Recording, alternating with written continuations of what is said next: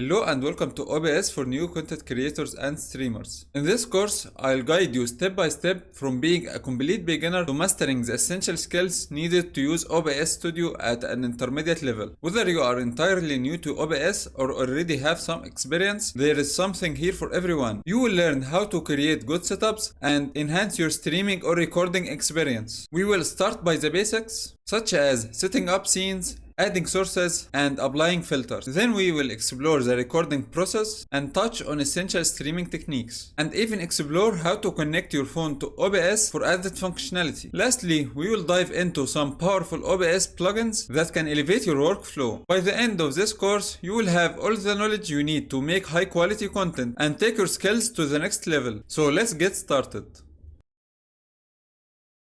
Hello everyone, in this video I'm going to show you how to download OBS Studio, so let's get started. Open your browser and search for OBS Studio. Go to the first website, OBS Studio, and now you can start directly downloading from here. You can download it to Windows, Mac or Linux, or you can go to this download page. And here you still can select your system, so I'm selecting Windows. You have multiple options. You can download it as installer or you can download a zip file. I'm going to download both and I'm going to tell you the difference. Just click on it and it will start downloading. Now after you download OBS Studio, you will have these two files. This is the installer file and this is the zip file. So if you open the installer file, it's going to install it on your Windows like how you install any other app. So you just click on next until it finishes, and you will have it installed on your local disk C, program files, OBS Studio. This is the normal way if you want to download it, the setup file. This is what I'm using right now to record, but there is another option. If you download the zip file like this and extract it, now it gives you this file. So this file is a pre-installed OBS Studio, so you don't need to install anything. If I open this file, you are going to find this bin data OBS plugins. If I go to my C, this is it, local disk C, program files, OBS Studio. You are going to find the similar files like this, but this way it's portable and you can use it any way you want. If you copy these files and take them to a flash drive or something, it won't work. But with this method, if you download this file, you can copy it to your flash drive or to your phone, and then you can open it on any other PC without needing to install it.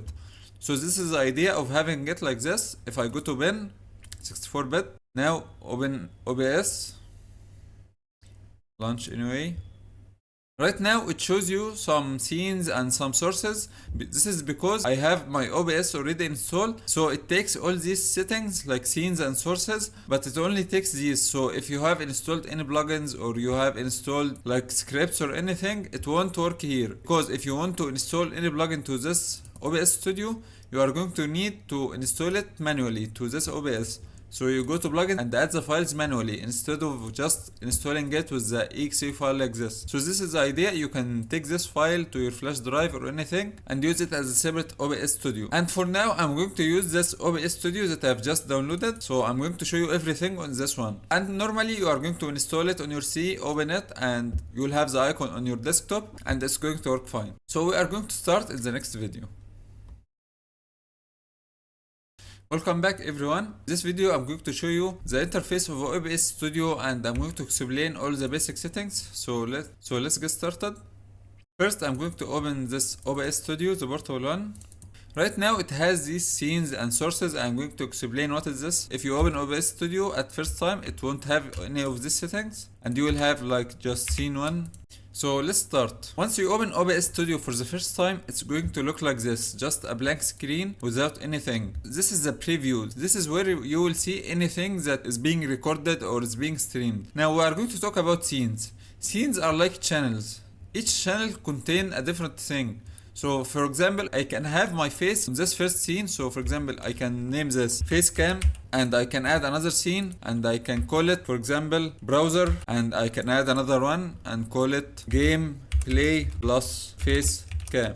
So these are scenes and each one of them can have a different thing like face cam, browser, gameplay and all this stuff, and we are going to add different sources in each scene. So for example, face cam is only going to contain my face cam. Now we go to sources. Each scene has its different sources. Now let's say for example we want to add some sources in our OBS studio.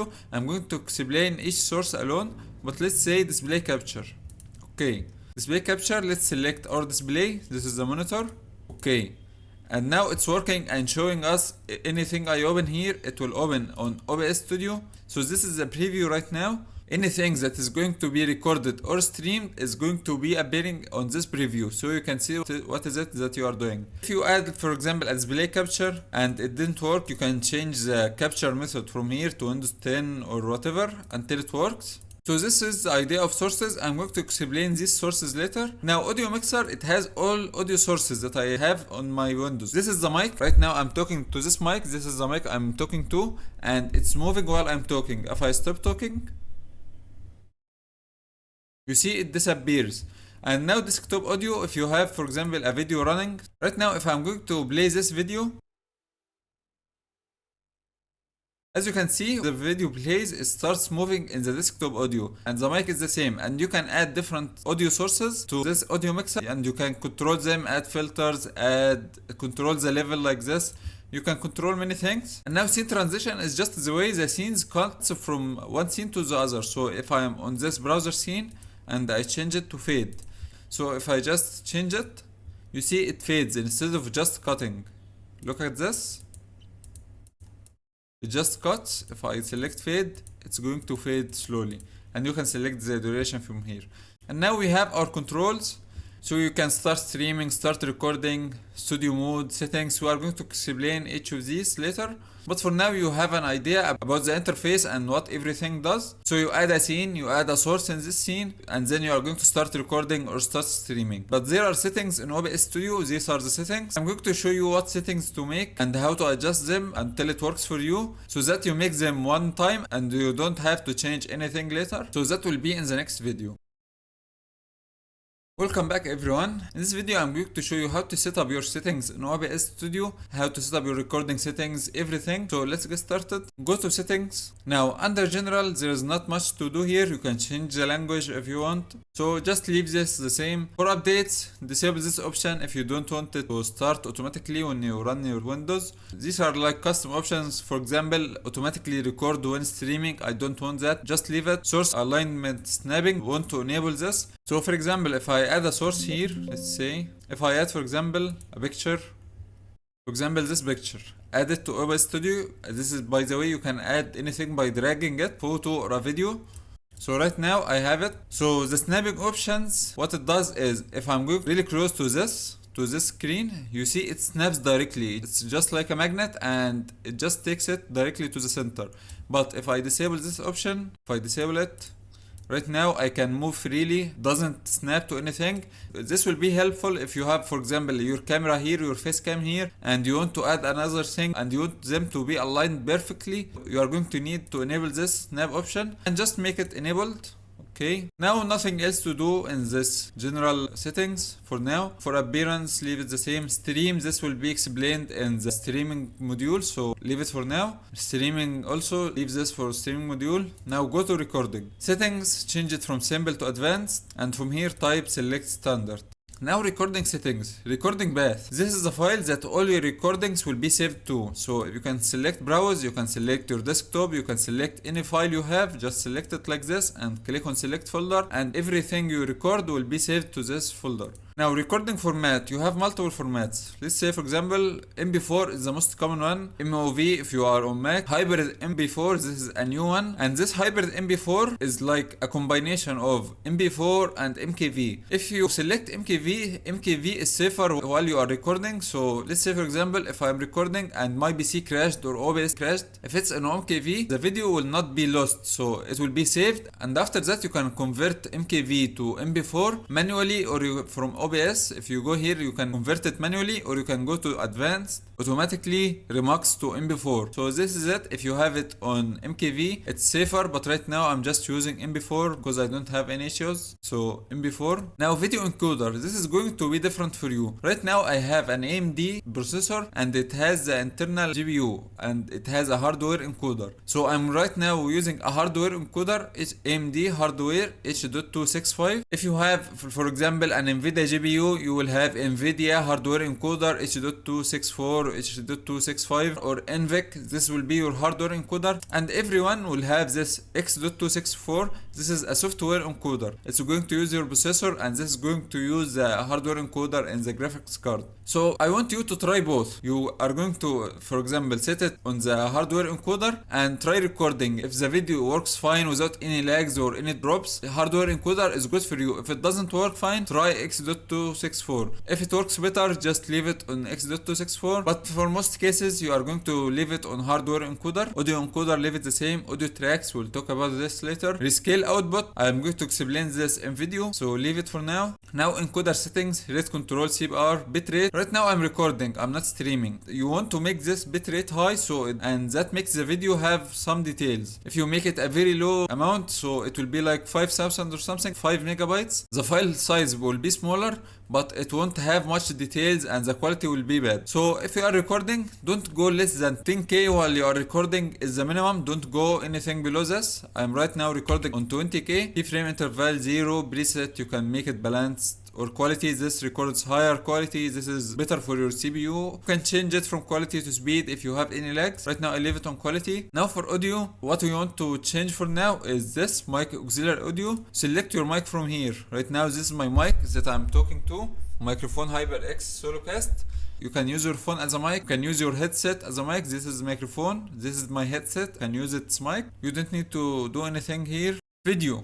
Base canvas resolution, output scaled resolution. So this is what from here, rescale output. So base canvas resolution, you want this to be the same as your monitor. Right now I have a 1080p monitor. I want this to be a 1080p, the base canvas resolution. Now the output resolution, you can make this the same. So the output video I'm recording in 1080p and I'm going to export the video on 1080p. But you can select, for example, 720p. So right now you are going to record the whole screen, but the video will be compressed. Instead of full HD, it will only be HD. So it will be compressed to 720p. You can use a downscale filter, Lankzos or bicubic. These are good for no lags or anything. And FPS, you can select 60, 30, whatever you want. So just leave it to 30 FPS. I don't want to downscale it, so I'll just leave it to 920p. If I make this 720p, you can't make this any more than 1280 by 720p.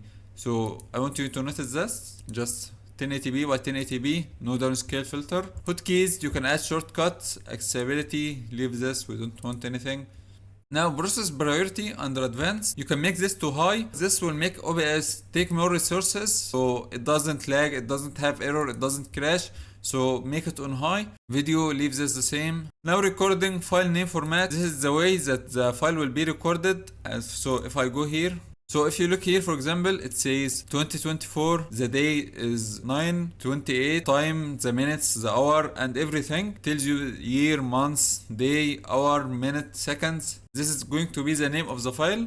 Automatically remux to MP4, talked about it. Stream delay, talk about it later. Automatically reconnect, this is for streaming. This is the same for streaming. So this is just enough for now. Just now click on apply. Okay, let's open. I've selected this folder to be my output. Output, recording. I've selected OBS course first module. So if I go here, right now I'm recording, and this is for the OBS that I'm using right now to record. So these two videos are being recorded to this OBS. If I start recording with this OBS, start recording, you see we have a new one here. This is being recorded right now. So if I stop, now we have our output. This is the video that you see. We have a new one here. This is being recorded right now. So if I okay, so this was how to record. So guys, these were all the basic settings, and from tools here you can use something called auto configuration wizard. If I open it, you can make some automatic settings, optimize for streaming or optimize for recording. This is just going to change the settings that we have made to an auto settings, but just make a custom one, it's going to be better. So guys, that's it for all the settings. See you in the next video. Welcome back everyone.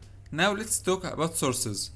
We have our scenes, now we want to add some sources. We talked about display capture and how to add it. You add a display, select your monitor from here and okay, and now it records everything on the screen. There are other types of display capture, or you can call it window capture.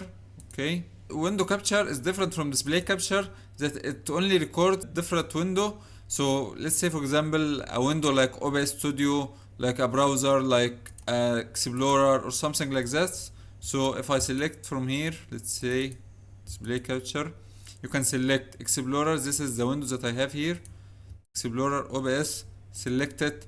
Any windows that you have opened, you can select it from here and it will be added to OBS Studio as a different source and you can control it. So this is the one, look here at OBS, this is the one recorded by display capture and this is the window capture. Anything that I do here will be updated.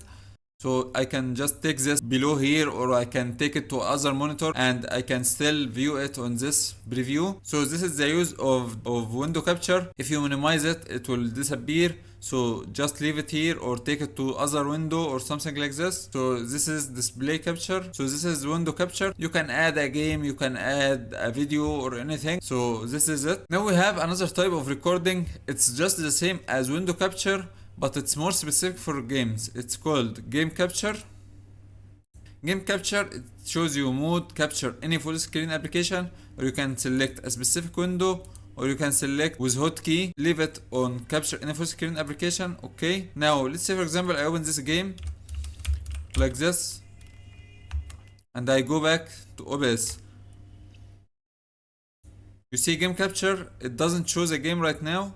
Let's select specific window, for example window, let's say Grime. Okay, let's open the game. Now when I go back to OBS Studio, you see the game is now being recorded on the preview. So this is more specific than display capture. You can still use display capture for recording games, but it will be laggy if you don't have a strong PC. It needs a really strong PC. So just use game capture for games and you will be fine. If you don't want to have any lags or anything, you might have a black screen problem with OBS Studio. So let's say for example, add a game capture and it's full screen like this and it just shows you a black screen. So the first thing you want to do is right click, transform and select fit to screen. This will make it stretch to the whole screen instead of just being 1 pixel if it's like this. Also the order of opening the apps, you want to open OBS first. So open OBS first and then open your game or Discord or anything you want. Also you can go to settings, search for graphics settings on Windows. Graphics settings, let's search for OBS Studio, options. You have multiple options, let Windows decide, bar saving, high performance. But mostly it will be on let Windows decide, and you change it to high performance. It's going to be using the external GPU that you have instead of the internal one. So just select high performance and save, and this should fix the black screen if you have one. So if I open the game now, let's say for now I have 2 monitors. You can take this OBS Studio to another monitor and open the game here, and now I start gaming. So and I go back to OBS, you see it changes where I was. So this is how to use it. I can also make this smaller a little bit. So I can add, for example, take this here and I add my face cam here, for example, on this part of the screen and the gameplay here, and add a picture as a background. So let's add a picture. You can add a picture just by dragging it from here like this. If I open this, if I double click on it, you can select the image from here. If you can just drag it as you want, or you can add a source image, okay, and click on browse and go to where you have your picture, and just like this. And once you add your image, Control F to fit it to screen. And now let's talk about layers. You see, for now I have the picture being put here and the game capture has disappeared.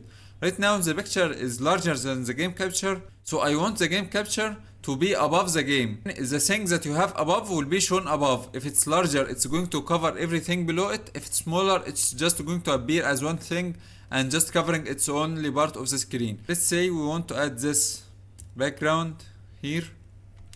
Right click, transform, fit to screen. Okay, right now I want to stretch it a little bit like this. Now it's hiding my game capture, so I'll just take the game capture from here and put it above the picture like this, or you can take the picture and put it below. Right now the display capture will hide it, so this is how it works. Put the layers that you want to be shown on top, like face cam, covers, all this stuff. Like if I have a face cam and I want to add a border, I want to add the face cam and the border above it, not below it. This is how layers work. You can also add video. If I go for example here, add video, you can drag video too, like for example this. You can make it smaller, put it here. A video here, you can just add it by dragging. It will add this source, or you can add, for example, this is called a media source. If I add a media source, it will be just the same as this one. So this is the same, you can see it's the same file. And controls show from here. So if I select this, let's say in a video.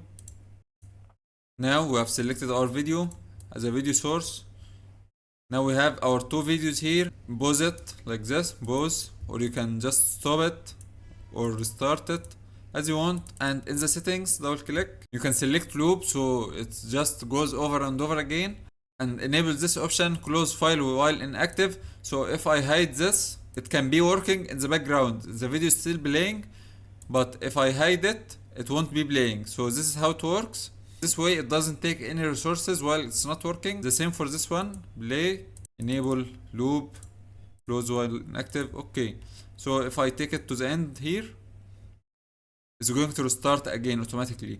What we have left here, you can add a whole scene as a source. So let's say I want to add this scene. Okay, now I want to add this, the whole scene of game capture. I want to add it to this one. So add source scene, select the scene desktop record.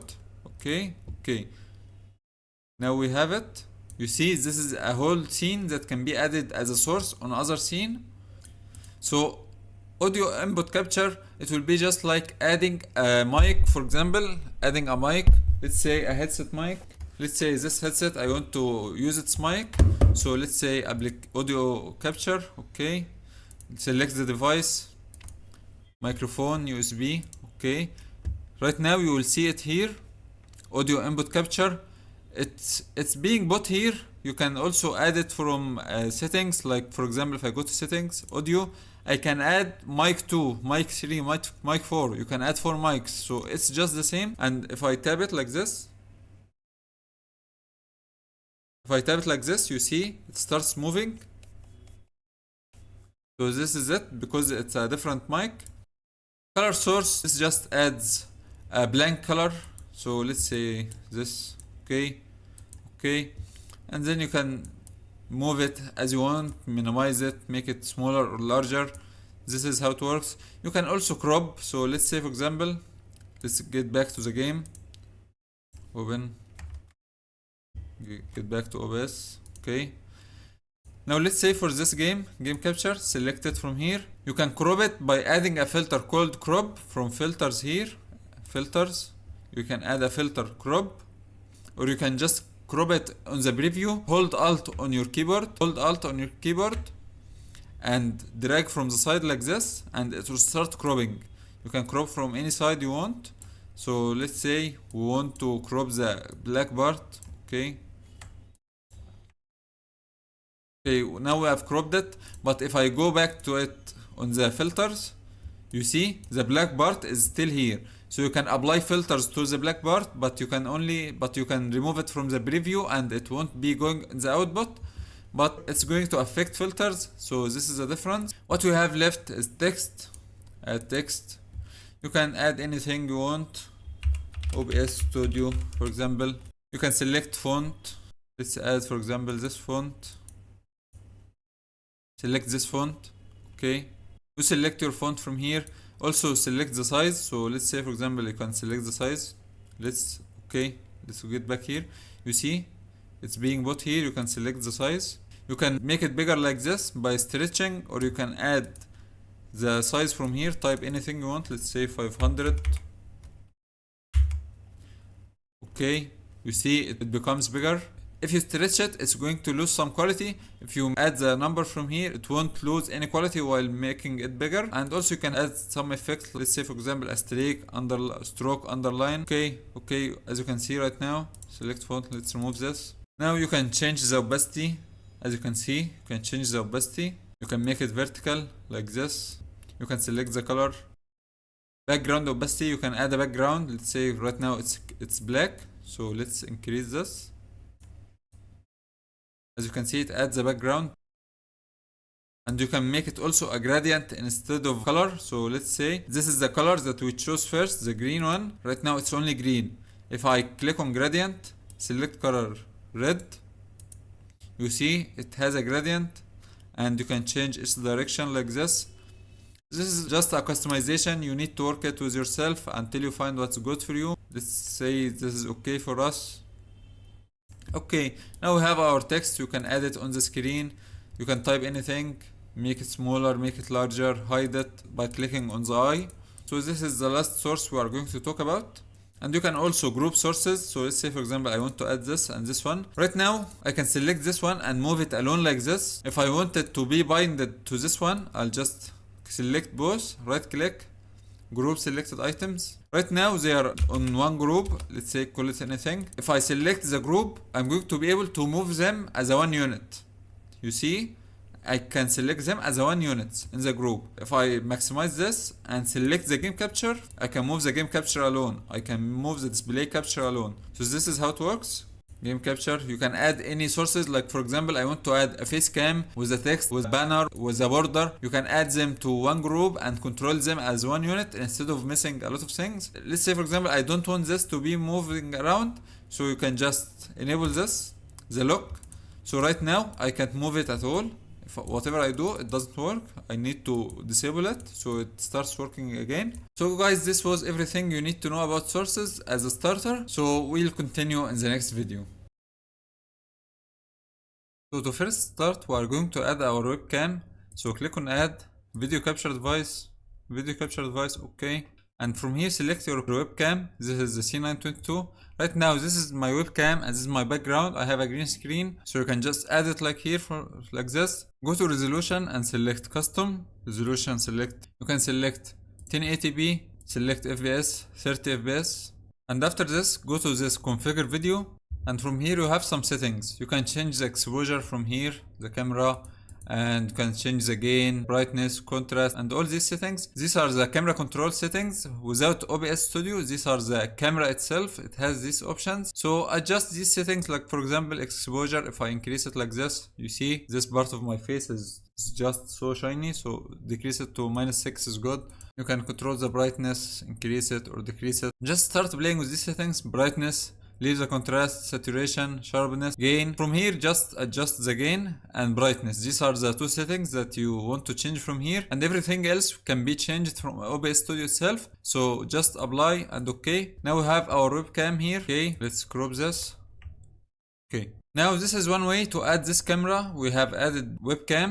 So for example, I can disable it, click on deactivate now, and I can add it in another way. I have the Logitech Capture app. This is the Logitech app itself for the camera. So I can make the camera open in this Logitech app and add some filters and add everything I want in it, and then add it to OBS Studio. Right now I have it. If I go back to OBS Studio and add another video capture or the same one, and can change it. Change this from C922 to the Logitech Capture. As you can see, right now we have our Logic Capture here. I'm going to show you later. Just okay. So right now let's crop this in OBS. Let's say here I want to change some settings from here. So let's say anything I do in this app, it's going to change here first and then send it to OBS Studio. And you can also apply some filters in OBS Studio, but if I open it like this and go to configure video, the small window that appeared before won't appear this way, because this way you are going to control it from the app itself, not from OBS. From here you can say increase the zoom like this, for example.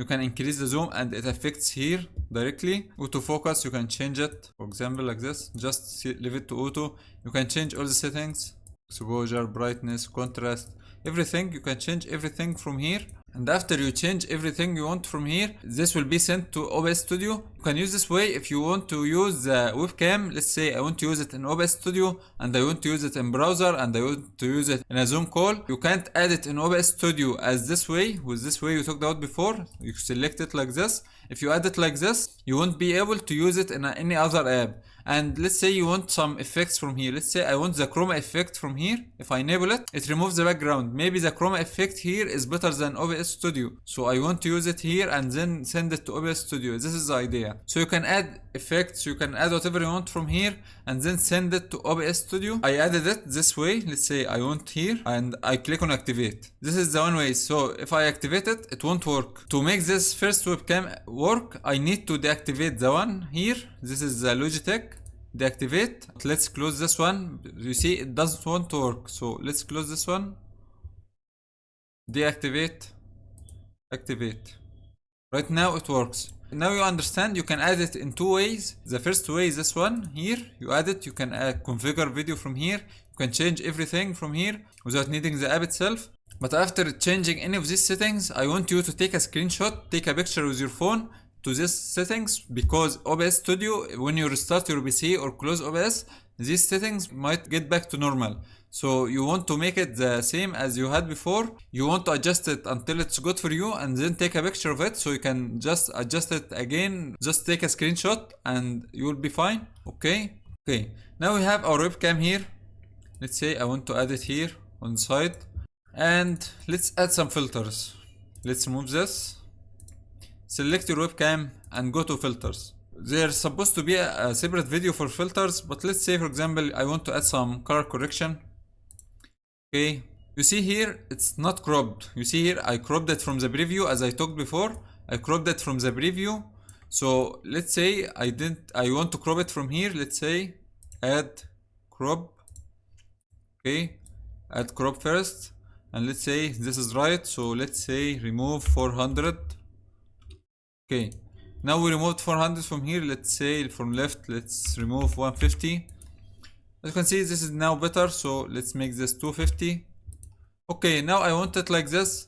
Now go to color correction. I increase the gamma, the brightness, the contrast, and everything until you find a good result for you. So default. Okay, this is the default now for me. So let's get this one back. Okay, make it like this. I can also add chroma key. Here's chroma key. I will talk about each filter alone later. I'll make a separate video about chroma key, so you can watch it later if you want. But for now, this is how to add any filter. So this is it. Let's say for example you want to add another webcam. So let's say I want to add my face here and I want to add another webcam. I'm going to use my tablet as a webcam here. So let's add capture device 2 and let's add another one. I can't add the same one. Let's select iron webcam. This is another webcam that we have, so it doesn't work till now. Deactivate, activate to refresh. So let's take our webcam, iron webcam. Right now I have another camera working here. This is my tablet and I'm going to show you how to use your phone or your tablet as a webcam later in another video. Now I have two webcams here and I've added iron webcam. So when I move, as you can see here, I have, let's take this here and put it below my webcam. I can crop it. Let's say I want to crop this part. And now I have two webcams and I can control them and add filters to each one and make it work fine. So this is it, how to use a webcam in OBS Studio. You see this is my mic here. So this was how to add a webcam in OBS Studio if you want to add multiple ones. The next video I'm going to talk about green screen and how to use it. So see you in the next video. Welcome back everyone. In this video I'm going to talk about how to add your mic. So we have our audio mixer here. These are our sources. This is a mic when I'm talking. So this is it, and this is our desktop audio. So this video has a sound. If I play it like this, you see when I play it, it starts working and the audio mixer starts moving. So right now, let's say for example, we want to add another mic. Right now I'm using this mic, the HyperX Solocast. I want to add another mic here. We talked about it before. You can add audio input capture, but this is going to make another source in your sources, or you can just go to settings and select audio. Let's select its mic, microphone 4, USB audio device. Select it like this, apply, okay. As you can see right now, I have another mic. When I start talking, it starts moving. But right now it's capturing a lot of noise. This is why it's working without me talking. Watch this. It's moving while I'm not talking because it has some noise. This mic, this is my main mic. It has filters on it to minimize noise. I'm going to talk about filters in another video, but this is how to add your mic. You can also go to control panel if you don't see your mic here. If I go, for example, audio, if you don't find your mic here, let's say for example this webcam has a mic, but the mic is not showing here. Why? Because I've disabled it. You need to go control panel, go to sound, go to recording. Now this is the webcam mic. You see it says disabled because I've disabled it. Just right click, enable. Right now when I'm talking, the voice is coming to the webcam. Okay, let's get back to OBS. If I go here, let's add another mic, C922. This is the webcam. Right now it's being added to OBS because it's enabled. Right now we have 3 mics here. This is the headset and this is the face cam. So you can mute it like this. You can disable it, change the volume like this, and you can add filters to each one separately, and you can make each one work or not work. So this is how to add your mic if you don't want it here. So let's say just click on it and click on hide. Now it's going to disappear, or you can just remove it from audio, disabled, and have your own mic working here. Apply, okay. So this was how to add your mic in OBS Studio. We'll continue in the next video. Welcome back everyone. In this video I'm going to talk about green screen and how to remove it. So let's get started. First, let's talk about the green screen itself. Right now I have a piece of fabric, a green fabric, and I put it on 2 stands and I have it behind me. So to get a good result from green screen, the most important thing is you need to make it as flat as you can so it doesn't have any wrinkles, because let's say for example this part here, it appears kinda black, so this is not as green as this part. So we want to make it as flat as we can so it doesn't have any shadows that affect the removing. Also we want to be away from the green screen as much as we can so it doesn't reflect any light on us. So if I have a light going on the green screen, it may reflect some light on my body here, and this part will be green too, and it will be removed in the filter. Be away from the green screen as much as you can. Also have good light. So the best light conditions that you can have is having 2 different sources of light, 2 softbox for example, and one lighting the right side coming at a 45 degrees and one to the left side. And you can also have another one lighting you and separating you from the background, or something like a hair light or something to separate you more. So right now I have one big softbox here and I have another source of light here. So after this we need to crop anything that is not of the green screen here. So crop all the parts that are not green. And also these parts, these wrinkles in the green screen itself, we want to remove it. So let's add some crop 250. It's not perfect, but it's okay. You can also add some color correction to make the green color more prominent and you become more separated from the background. So let's add chroma key. Okay. Once you add it, it's going to remove the green color automatically. Right now you see, because these parts are not totally green because it has some shadows. As you can see, it's not removed perfectly, but it's okay. You can increase the similarity from here. As you can see, now it removes more. Okay, once it starts removing from my body, I'll stop. And let's increase the smoothness. Okay. Now in the preview, it doesn't look bad at all. This is just it. Okay, right now we have like a good result. And we have our green screen here. Now it's removed. If you want to remove other color, if it's, let's say for example blue, you want to select the blue color from here, select blue. If you want to select a custom color, you can select it. Big screen color, select this green, okay, and enable the filter again. Decrease this like this. So you can select any color you want. Let's just keep it to green. Control Z to go back as it was before. Okay, right now this is it. We have some good results. Let's say right now I want to add another background. Take any picture or any video if you want. Let's say I want to add this. Drag it to your OBS. Control F to fit to screen. Now take our webcam, make it above, and let's stretch it until it's full like this. Okay, to the middle. Now we can crop this image. I want it to be in the middle like this. Let's add a filter, crop. Let's take 500 from each side. 5, 5. Okay. So let's make the webcam a little bit smaller. Let's fix the green screen again, the filter, because as you can see right now it's removing a little bit.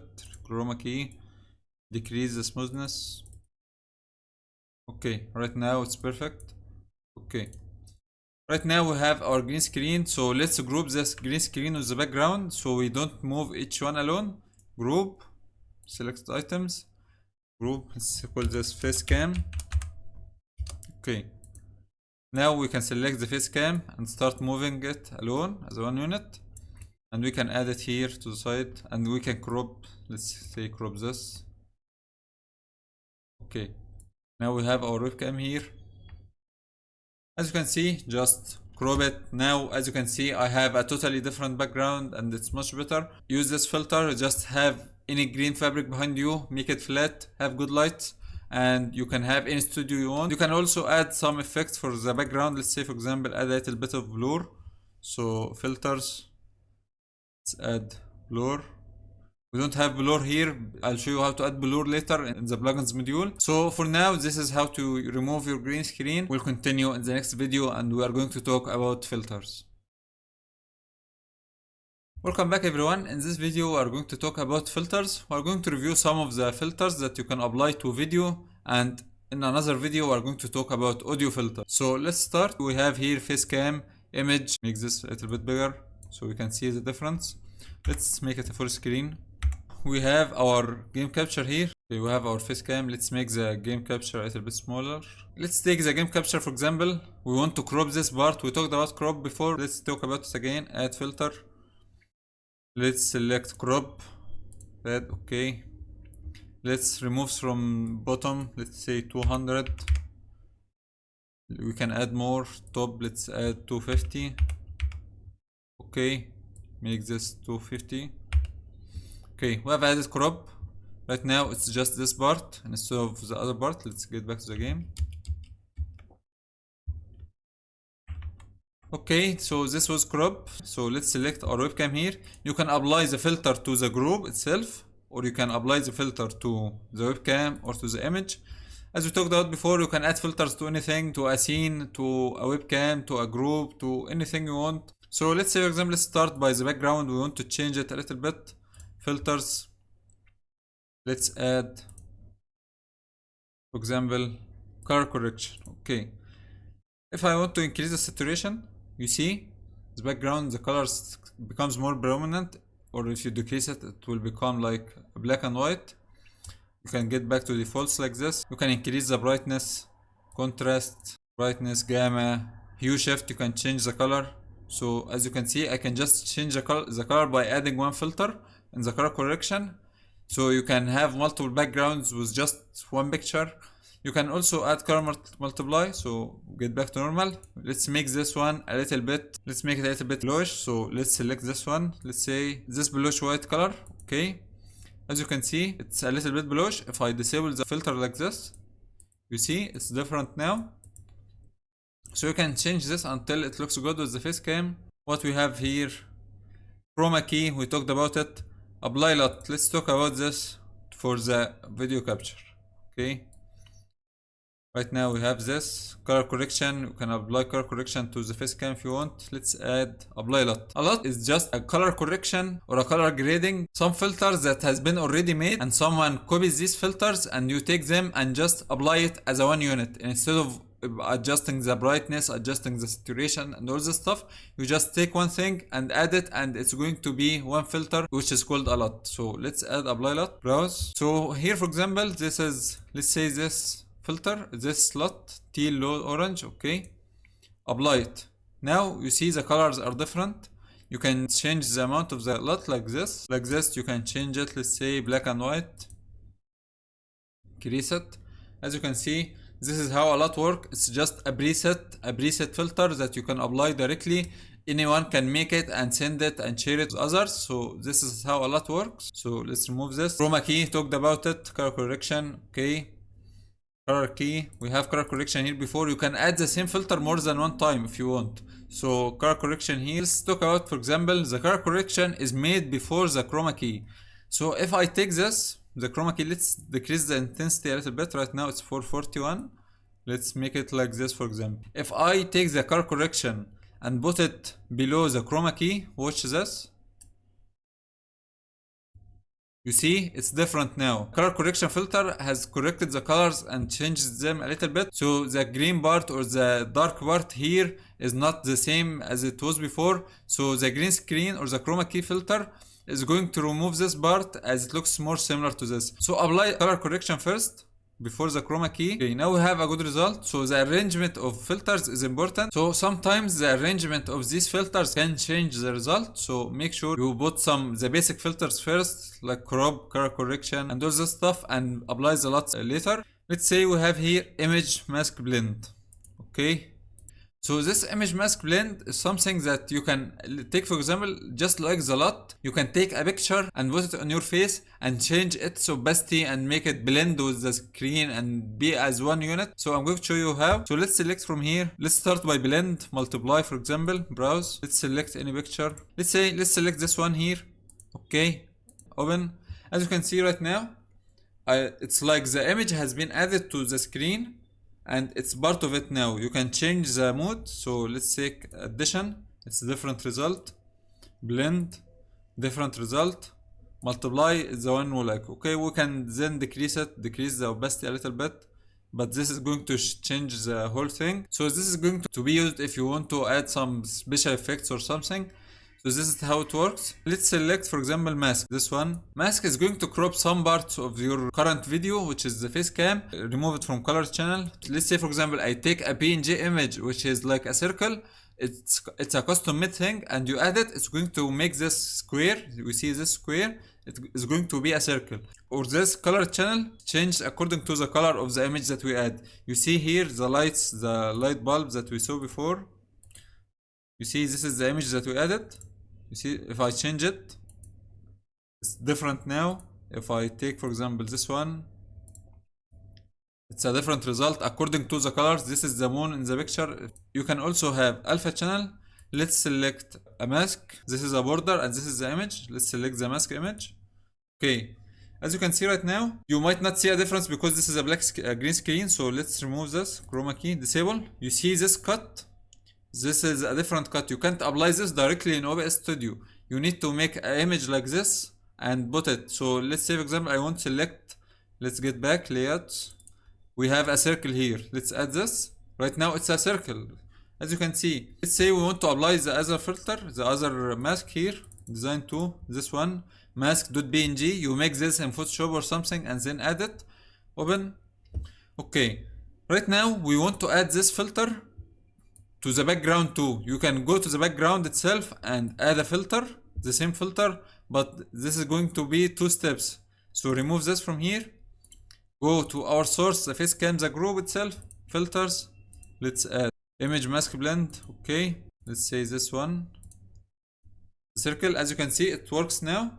It's just about the size. The size was not perfect with this one, but you understand the idea. You can apply it to the face cam, you can apply it as you want, but this is going to be a custom thing. So this is the idea of this filter. So if instead of doing this stuff, there will be a plugin in OBS Studio. This plugin is called Advanced Mask. You can apply these filters inside of OBS. It will be inside of OBS and you don't need anything else. It will be explained in the plugin module.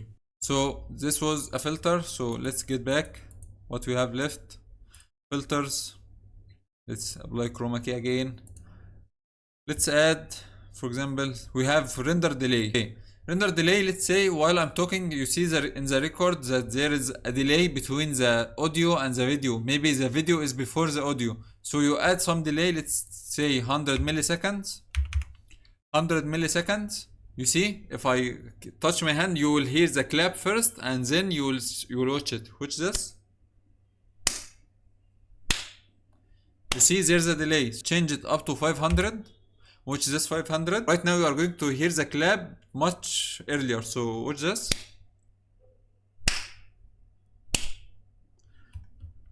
So let's disable this. Now, as you can see, it's now back. So this is the idea of a delay. You can also add a delay in audio. We are going to talk about it. Scroll and sharpen. Let's talk about sharpen. Sharpen is like this.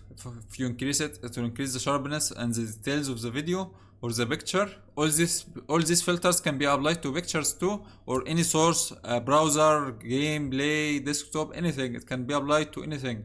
Okay. So this is sharpen. Let's talk about scroll. Scroll.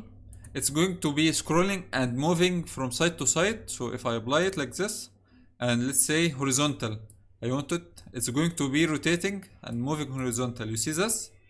And you can also add a vertical one. Okay. You can make it loop or just go to the side and disappears. Okay. You can use this. You can use this for example. Let's say, let's add a text. Add text. Let's say OBS Studio. Okay, now we have our text here. Let's take it and put it, for example, here. Let's add a filter to this text. Filters. Scroll. Okay.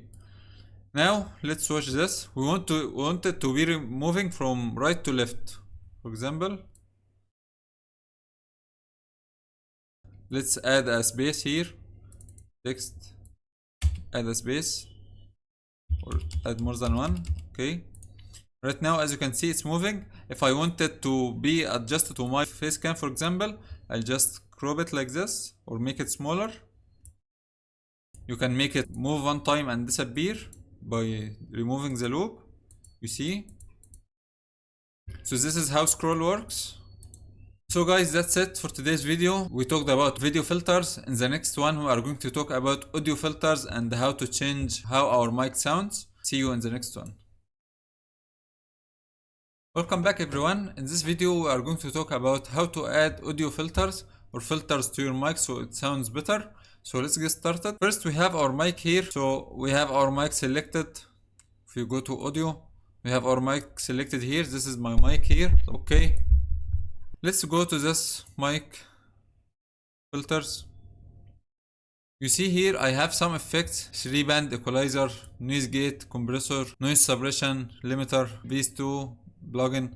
So we are going to remove this, remove all these filters. So guys, as you can see right now, when I'm not talking, you see this mic is moving a lot, right? It wasn't like this before I have deleted these filters. So let's go here and let's add filters. Okay, let's start by 3-band equalizer. This is going to change the tone of your voice. It's going to change how you sound. To show you in my main OBS Studio filters, let's say I increase this to, let's say, to the max. The voice is now much different and it's so bad. So you increase these settings. So for me it's like 130. I've tried it and it's okay. The mids also give you different results. As you can hear right now, the voice is so deep or so bad.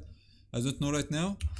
So, or you can increase it like this. The same for the lows. Changing each one of these by little amount, a different sound. You can now change these settings and record and see how does it sound. If you don't like it, you can record one more. But to save all this effort, let's remove this for now. So right now what we need to do is go to settings and go to audio. We have our mic selected. We need to select from here advanced monitoring device. From here select your headset or your speakers or your phones. Let's say for example I want to listen from this. I'll select this one. Okay, go to this and click on advanced audio properties. Now we have our mic here. It's set to monitor off. You can make it on monitor only or monitor and output. Monitor off, I can't hear it from the monitoring device that we have selected. Monitor only, I am only going to be hearing it from here and you are not going to hear it in the output. Monitor and output, I'm going to hear it and you are also going to hear it. Let's say for example you have another source here, Discord, or let's say desktop audio, I have my friends talking to me in Discord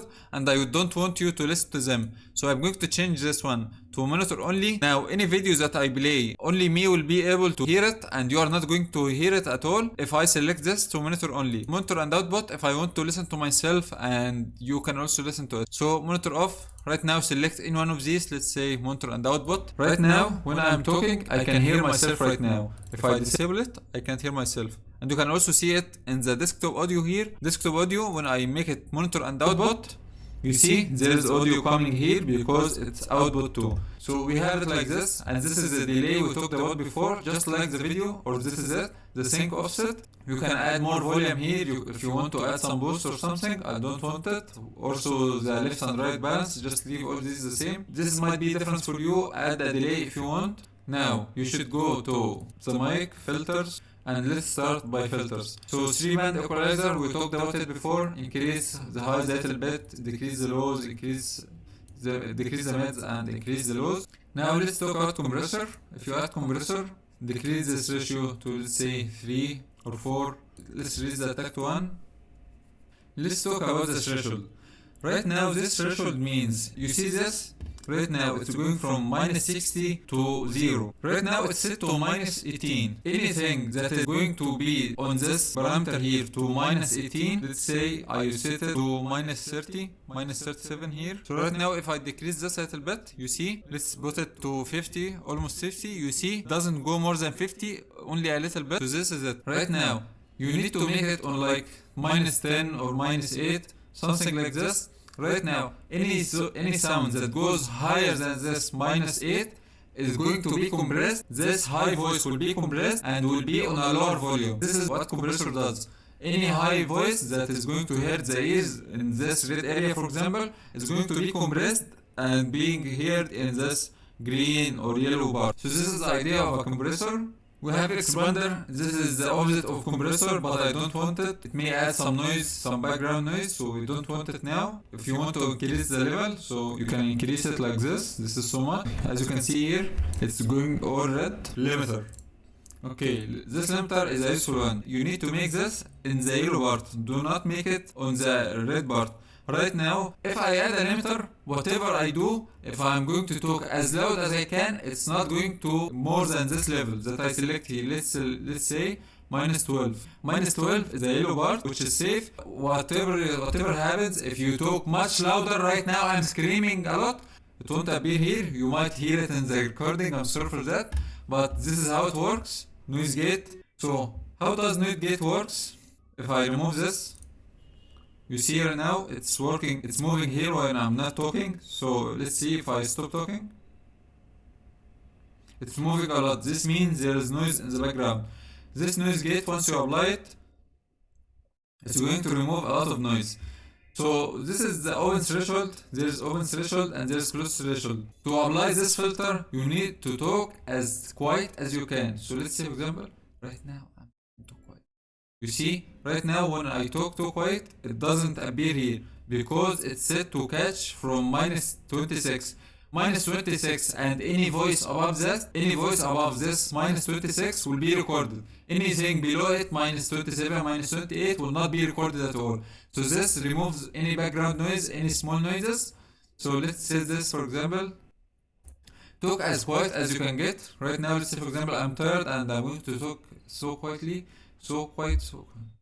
Right now it barely captures, so let's make it to minus 28 until it captures your voice at the lowest volume without capturing any noise in the background. You see here, when I stop, it's not moving at all. There's also same filter, noise suppression. You can change this amount until you find the noise disappears, but let's say make it on the automatic. If I stop now, you see, barely anything, very small amount or no noise at all. So this is how noise suppression works. But this noise suppression affects the quality of voice, so I don't suggest enabling it. Just add the noise gate. Upward compressor, don't want that. VS2 plugins. If you have any VS2 plugins, like let's say for example Marvel GQ, you can download this, it's free. This is just like the equalizer, so you can apply multiple settings, multiple profiles. So right now I'm hearing myself. Once you are finished with this, go back to advanced audio properties, make this to monitor off. or monitor only or whatever you want, as I've said before. Now let's talk about tracks. Output. Now as you can see here, we have multiple tracks. Audio tracks 1, 2, 3, 4, 5, 6. We can have multiple audio tracks. So let's say for example, I have a gameplay, I have my mic, I have the desktop audio, I have my friends. So guys, right now I have multiple stuff going here. Let's talk about how audio tracks work. Let's say for example, I want to enable 4 audio tracks. Output, recording, 1, 2, 3, 4. Okay, apply, okay. Let's go to advanced audio properties. Right now, you see this. Let's disable all these for now. Right now, do you see 4 sources? All of these sources are being recorded or streamed to this first track, which means we will have one track containing all these 5 sounds together. So if you open a video editor, all these voices mix it together and you can't separate them. So let's say for example you are playing and there is something very noisy that has overcome your voice and you can't hear yourself right now. So this will be a problem if you are opening multiple stuff and your voice is going to disappear. What we can do for this is adding a separate track for each one. So application audio capture, we want to make this on track number 2. We make this desktop audio on track number 3. And we make this mic on track number 4. We make this mic aux2 on track number 5. Now each one of these is going to be recorded on one track and also being recorded on a separate track. I'm going to show you now in DaVinci Resolve. So let's say for example I'm going to start recording and adding some noise. So let's play this and start recording. Now there are a lot of stuff going on, my voice, there's a lot of noise and some stuff. Stop recording. Take this one here, change. Now guys, watch this. When I take this and put it in my timeline, you see how many audio tracks we have here? 1, 2, 3, 4, 5. 1, 2, 3, 4. We have 4 audio tracks. These are the 4 that we have here. We have 4 audio sources, advanced audio properties. 1, 2, 3, 4. These first 4 are going to be recorded. This one has all of the 4 audio tracks, and this one is being recorded to track 2. Now each one of these tracks can be edited alone, so you can link clips, remove. Now this one contains all sounds. Me talking, the game, the video, everything. This has me talking, this has the game, this has a different thing.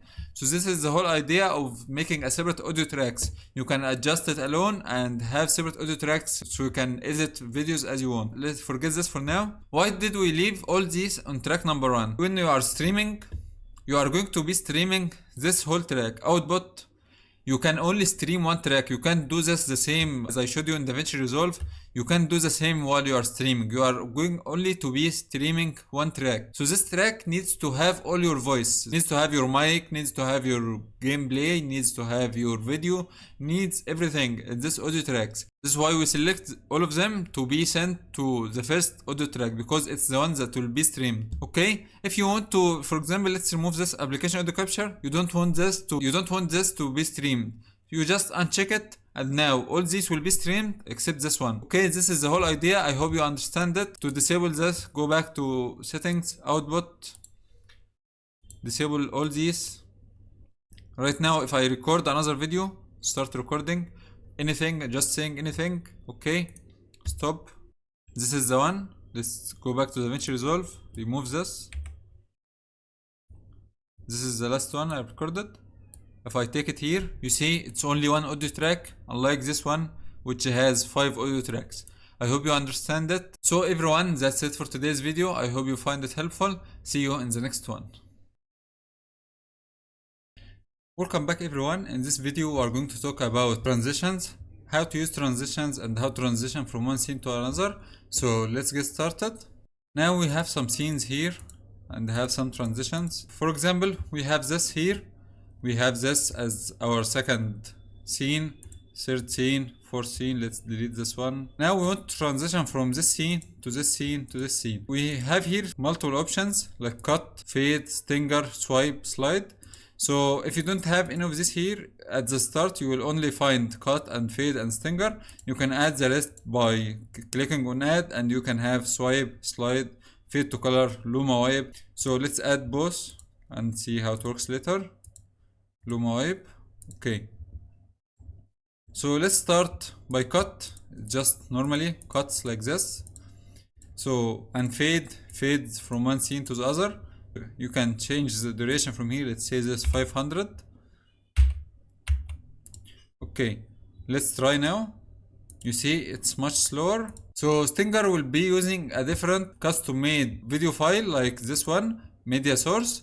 So let's say for example Stinger here, when I transition, you see this, these parts that come here, these are the Stinger transitions, and these are custom made, so you have to download them to your PC or you make them yourself. For me, I have for example this one here. Select for example this, let's try this one, let's see what it is. Let's select this one, this is a different one, let's select it. Okay, okay, now let's change. As you can see, it changed from one scene to the other using this color. So guys, this is it, how to use a Stinger transition. You just select your transition from here and it starts moving. Right now there's a little bit of a delay. You can change these settings from here. So let's take another one. Let's select this one again. Okay, let's preview it. Let's see how it works. It changes the scene first. So right now when I click on preview, the scene changes before the transition occurs. So let's change this to 200, let's say, and try. Okay, let's make it 1000. Okay, 1000 is okay for us. It doesn't change until the transition comes off. As you can see right now 1000 is okay for us, so we leave it like this. You see it's more natural than the first one. So this is how to add a Stinger transition in OBS. So let's talk about swipe. When I add swipe, you see like this, it swipes to the right, it swipes to the right. You can change its settings from here, properties, swipe right, left, up, down as you want. Preview like this. You can see you can change its duration from here. Let's make this one 1000. Also the slide is a little bit different, but the same idea. You can change it from right to left if you want. Fade to color. Let's go to settings, properties. Let's select the color. For example, it's on default it's black, so let's see it. It's like fade, but it's kinda different. Let's change this for example to this color. Okay, let's change. It goes to this color first and then changes to the other scene. And we have left Luma wipe. Let's try this. Not a swipe, not a slide, it's a wipe. So it removes it like this, as you can see right now. So right now you can see how it works. This also may have like up and down, box, bottom, left. Let's try this one. Okay, you see it has different effects. Let's select this, for example, and let's try it. As you can see, you have multiple effects and you can use them as you want. So everyone, this was how to use transitions in OBS Studio. There's a lot more that you can discover and experience with OBS Studio and transitions. So everyone, this is it for this video. See you in the next one. Welcome back everyone. In this video we are going to make a very fast setup in OBS Studio. Let's see how it works. So let's say for example, let's leave this one here. Let's start by making new scenes. We are going to make 3 different scenes. These are basics and everyone might need them. We are going to make one only for our face cam, one for our gameplay with our face cam, and one for display capture with face cam, as we can see here. So let's start by adding scene 2. Let's say this is only face cam. Let's add more one. Gameplay plus webcam desktop. Now we have 3 scenes. For our webcam, I'm not going to add a new one. I'm just going to copy this one and add it to it. So let's copy this. Copy, webcam, paste. Okay, now we have our webcam here. We can scale it a little bit more. Right now, it's because it's cropped, it's a little bit different, but right now we have a scene for only our webcam. We can go to the other webcam, let's add a game capture. Select specific window. Okay, let's specific window grime. This is the game. Go back to OBS. Right now you see it's one dot. Right click, transform, fit to screen. Open the game again. Let's see. Right now it appeared. Let's add our face cam too. Let's paste. Let's crop it like this. Crop, make smaller, and put it to side. Let's go to the game again to refresh.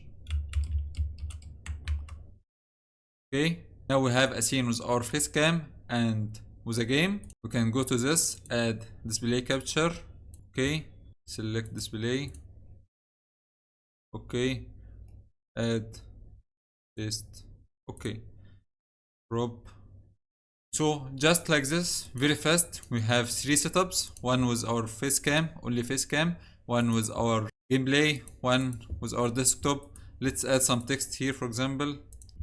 Okay, now we have our text. Let's add it here. Let's say, let's make it big.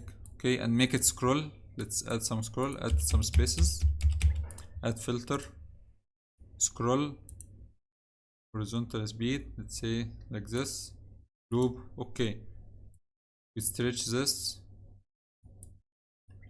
As you can see right now, we've added text, we've added the gameplay. We can start playing right now. So everyone, this was our video for today. So see you in the next one. Welcome back everyone. In this video we are going to talk about how to start streaming in OBS Studio. So let's get started. First, we have our scenes, we have our sources, we have everything already set up. So let's start streaming. First, we need to adjust some settings. First, go to advanced and scroll down until you see this automatically reconnect. Enable this one, and on this one, network, I want you to enable this dynamically change bitrate and enable network optimization. Enable both of them. So if you have a bad internet and your speed is not enough, OBS is going to decrease the bitrate automatically so that you don't skip any frames. If you don't enable this option, it's going to be laggy and skipping a lot of frames. This way it's going to be a lower quality, but it will be a steady, stable streaming, which is better than having any lags and skipping in the middle. On our video output, we have base canvas resolution and output. You can downscale it if you want, like you can record on 1080p and stream to 720p if you want. Go to output, streaming, select your encoder from here, hardware encoder, select your bitrate. You can select your bitrate according to the streaming platform. So let's say for example YouTube, streaming, bitrate, settings, YouTube bitrate streaming settings. What is the bitrate needed for 1080p streaming? 3.5 to 6K. So make it like this, or if you want to stream 720p for example, 720p, it says about 4.5 megabytes. Change it according to your internet speed and your platform. So after you adjust all these settings in your OBS Studio, after you are finished with your output settings, and go to stream. Now what we want here is having a stream key. A stream key is like a code for your stream. Anyone has this stream key can use it, stream using OBS Studio. This code needs to be secret. So how to get it? Go to your YouTube or Twitch. You go to your YouTube and go to create, click on go live. From here you will find this stream key. Copy it, go to your OBS settings, stream, select from here YouTube, select use stream key, paste it in here, apply, and okay. Now just click on start streaming and wait for a few seconds and you will find yourself live on YouTube. Okay, as you can see, now we are live on YouTube and it's streaming this scene. So I'm going to stop for now because of lag. Okay, as you can see, it went live. So how to get stream key from Twitch? You go to your Twitch, go to creator dashboard, go to settings, stream, and you'll find primary stream key in here. Copy it, go to OBS, settings, change stream, change it from YouTube to Twitch, use stream key, paste, apply. Okay, let's start streaming. and you are going to start streaming on Twitch just like the same way. So as you can see, you can start recording and streaming at the same time if you want. Right now I'm going to stop this streaming. So now you have a basic idea on how to start streaming. In the next videos in the plugins section, I'm going to talk about how to start vertical streaming and multi-streaming on multiple platforms. So everyone, that was how to start streaming in OBS Studio. See you in the next video. Welcome back everyone. In this video I'm going to show you how to add your alerts and your layouts in OBS Studio, how to add them to your stream. So let's get started. Now let's say this is our stream page, we want to stream to here. So how to add our alerts? First, search for stream elements. Go to stream elements. This is a service, a free service that you can use for OBS Studio or any other streaming software, and you can use it for any platform. Go on live streamers and log in with your account. Sign up if you don't have one. Just sign up with the same account as you have your YouTube channel on. So this is my YouTube channel. So now what we want to do is going to this streaming tools and overlays. We can create our own overlays from new overlay from here. Select resolution, custom, let's select 1920 by 1080p. Okay, now we have this preview. This is where we are going to add all our alerts and widgets and everything. So let's say, for example, let's start by add widget, alerts, select alert box. Here we have a lot of stuff like purchase alert, member alert, super chat alert, tab alert, purchase alert. So let's disable this one. And under each one of these, there are some options. If you click here, you can change this image, you can change the sound. This is all going to be some customization. You are going to adjust this to your preference, or you can just leave it simple. So we have some alerts here. So let's see how it works. Let's click on emulate. Let's say, for example, subscriber event. Someone has subscribed to our channel. So let's click on this. Now it's going to play this. We want to move this and move it, for example, make it smaller to this size and put it right here above our webcam. So, and click on save. Overlay name, let's start by. Now we have our overlay and this is just a starter. So copy URL, go to OBS Studio, add a browser source. Browser. Okay, now paste the URL in here. Change the resolution or leave it the same for now. Remove this. And click OK. Now we have this browser source. We want to add it above our webcam here, and let's emulate again. Let's make this smaller. Let's emulate subscriber event. Let's change this to 1080p. 1080. Okay, let's try again.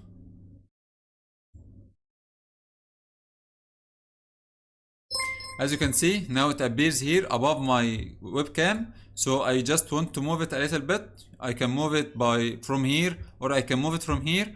The best thing that you can do is take a screenshot of this preview. Okay, now let's take a screenshot of this part. So let's search for snipping tool. New one. And let's select from here, like this, the full preview.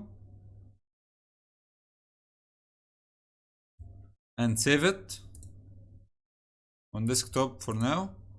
Okay, now we want to upload this to stream elements. So let's add here, add static custom. Let's select image, set image. Let's upload one, or upload this, upload. Now it's uploaded, or we can use this one, for example, or anything. Submit. Now let's make this image as large as the whole preview. So make it large. So we want this image size to be the same as ours, and we want it to be below our alert box. Make it below, and let's just make it hidden like this.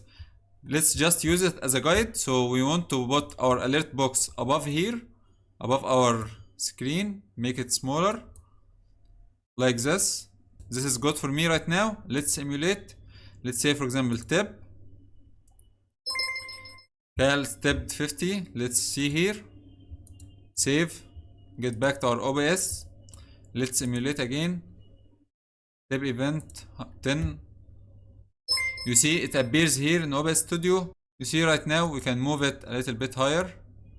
Save, emulate again.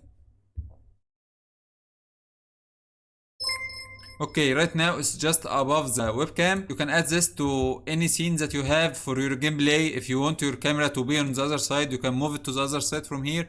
This is all going to be just some customization for your preference. So for now, let's talk about this. We have a lot of stuff that we can add here. Alerts, talked about it. Let's select this one, total subscribers. Select settings. Let's get this back. Here's our total subscribers. You can increase the size of the text from here. Let's change this from, let's say, to 50. Okay, we have this here. If anyone subscribes to our channel, it's going to be updated, and we have it here. Save, get back to OBS. We have the total subscribers here. We can change the color if you want. Change color, red, save. You have it on OBS Studio. If anyone subscribes or does anything, it's going to be updated. And while you are streaming, all this will be streamed to your YouTube or Twitch or whatever. This is how to add custom one if you want to make it yourself from scratch. So for me right now, let's get back here to stream elements and go to overlays gallery. There are some pre-made overlays like themes, widgets, and alerts, not just alerts. Any of this you can review any of them, and if you want to add it to your stream, these are like some pictures and some scenes in OBS Studio that you can add if you want. So let's say we want to add a starting screen here. You can take any one starting screen here. This for example, it says YouTube theme. Starting soon. We can make a scene in OBS, call it starting soon, and we can add this to OBS Studio using this link and adding it as a browser source. So now let's go to alerts. Let's take, for example, this League of Legends static alerts. Create, continue, create my overlay. Just copy it like this. Go to my gallery. You can edit it from here. You can add custom settings. You will see what it has here. Now let's go to our OBS. Let's change this browser source. Remove this one. This is the old one. Paste the new link and OK. Now we have a new one in here. So let's test it. I'm going to hide my webcam for now. What we have here is alert box. Just alert box. So let's try it. Subscriber event. As you can see, it appears now here on OBS Studio. It has some graphics. So you can use it as you want. Super chat. You can move it to any part of the screen. Let's say we want to move it here to the top right side. We can move it here. Save. Emulate. Super chat. Okay, here. Just like this, you can add all your alerts and everything in here in OBS Studio. As you can see, and you can customize it if you don't want this sound. Like for example, this settings, subscriber alert. You can remove it if you want. For example, text to speech from here. You can add animation, you can change this animation, you can change this graphics from here. You can decrease this volume or just remove it. So if I remove it like this and emulate, it doesn't show any sound again. Save, emulate, subscriber. This is subscriber, I think. Okay, right now it works without any sound. So you can customize it as you want and add it as a browser source in OBS Studio and you will be fine. So everyone, this is it for this video. See you in the next one. Welcome back everyone. In this video I'm going to show you how to add your chat to OBS Studio. For example, below my webcam here I want to add my chat, so I'm going to show you how to add it. So let's get started. Right now let's say that I'm streaming on YouTube and we want to take this chat page or chat window and click on here and you'll find pop out chat. Now we minimize this.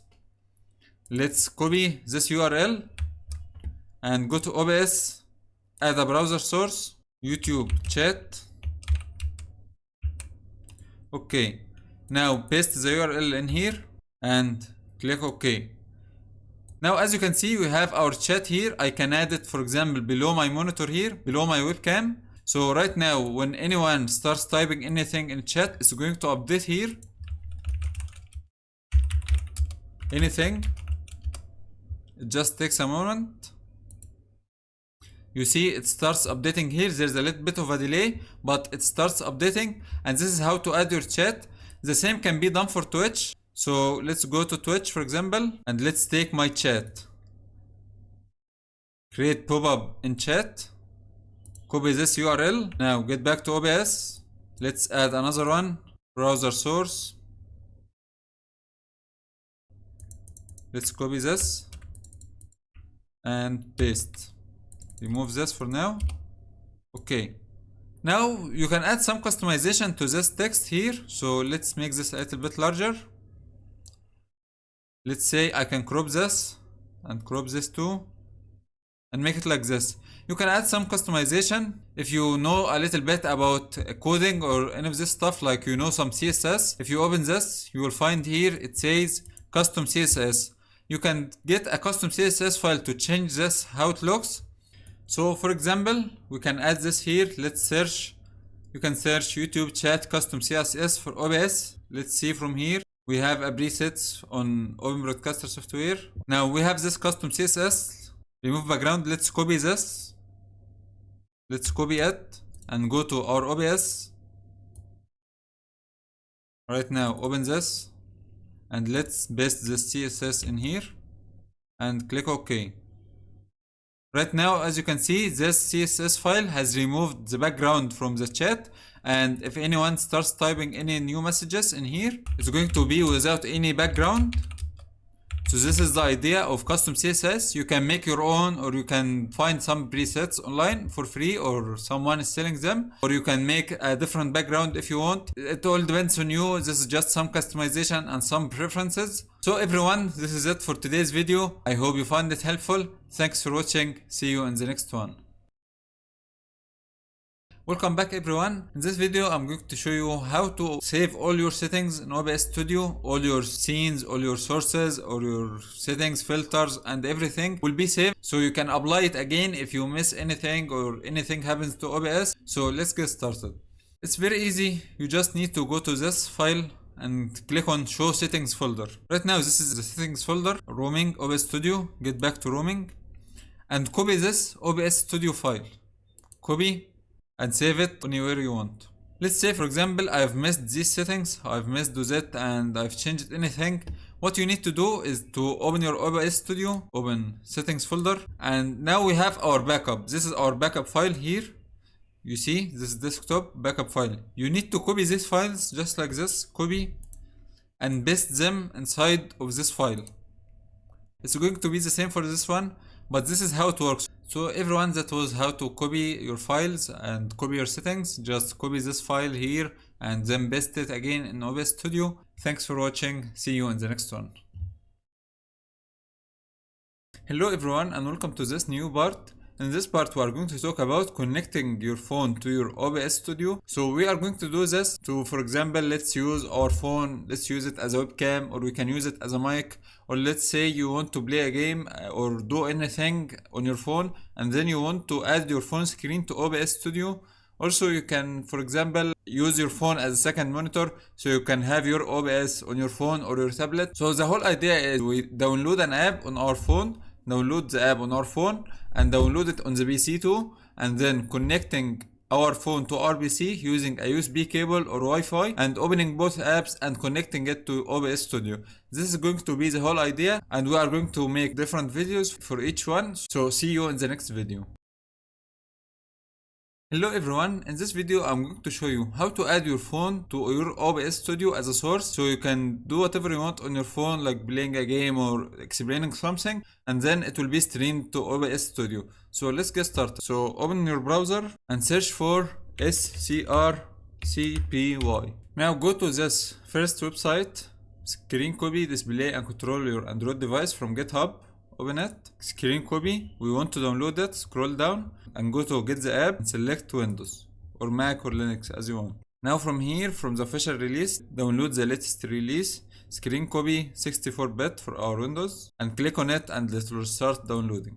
So everyone, after you download the file, you will find a folder like this, SCRCPY, screen copy, extract it, and now open this folder and inside here you will find this app, screencopy.exe. Open this and it should open your phone. Right now I have my phone connected to the PC using a USB cable. So right now if it doesn't work with you, you need to go to your settings. Go to your settings and scroll down until you find developer options. This developer options needs to be activated. How to activate it? You need to go about phone, software information, and build number. Keep clicking on this build number until it says developer mode has already been enabled. And now go back and you'll find a new option called developer options. If you don't know how to get it, search on YouTube how to enable developer options and type your phone name and then scroll down here until you found USB debugging. This is what we need to enable this USB debugging, and it should work. Once you connect your phone to the PC using a USB cable and open this screen copy, you will have your phone here. Now we have our phone. We can open a game, we can open anything, like for example a tutorial or anything, and it will be shown here in OBS Studio. Then you can add this to OBS Studio. You can add it as a window capture or as a game capture, but I suggest you add it as a game capture so it can work in the background, so you can minimize this. If you use it as a window capture, you can't minimize this, it won't appear here, it won't update. So add game capture. Okay, specific window. Let's select this one, screen copy. Now when I open it like this, you can also control your phone with the mouse like this, and you can do anything on your phone. Just scroll and do whatever you want, and it will be updated and be shown in OBS Studio. So you see, if I minimize this, it will still update without any problems. So everyone, that's it for this video. See you in the next one. Welcome back everyone. In this video we are going to talk about how to use your phone as a second monitor to your PC, so you can use it in OBS Studio. For example, if you are streaming and you want to have your OBS on another monitor, if you don't have one or you want to have extra one, you can use your phone or you can use your tablet as a second monitor. So let's get started. I'm going to use my tablet for this one instead of using it for my phone. I'm going to connect to my tablet now. You see right now I have my tablet. There are two apps we are going to talk about. You can try both of them. The first app is called WiredX Display and the second app is called Space Disk. So WiredX Display and Space Disk, these are the two apps we are going to use. So let's download them on our PC and let's get back. Close this. Right now let's open our browser and search for WiredX Display /top WiredX Display. This is the app. Download it. Okay, we have it here on the top. Download for Windows. Click on download for Windows and it will start downloading. Let's go to the other app at the same time. The other app is called Space Disk. Space Disk driver available for Windows 10 and 11. Let's go to download. From here, download. Downloads for your Windows 10, 11, 64-bit. This is what I want. So click on download and it will start downloading. Okay, now we are finished with downloading on this. So let's get back. Your downloads folder and you will find /top WiredX Display and Space Disk driver. These are the two downloads. Now let's install, repair. Right now I have it installed, so there is nothing that I would want to do for now. Let's just repair. Now let's install /top too. Let's start by /top. On your phone, open /top WiredX Display. Right now it starts connecting. It connected automatically. You need to enable the USB tethering from the developer options on your phone too. As you can see right now, this is my tablet. If you can see on the camera here, this is my tablet now. I'm connecting using a USB cable. You can connect using Wi-Fi too if you want. So right now this is my tablet and I can control my phone. As you can see right now, I can control my PC. This is my mouse here if you can see it.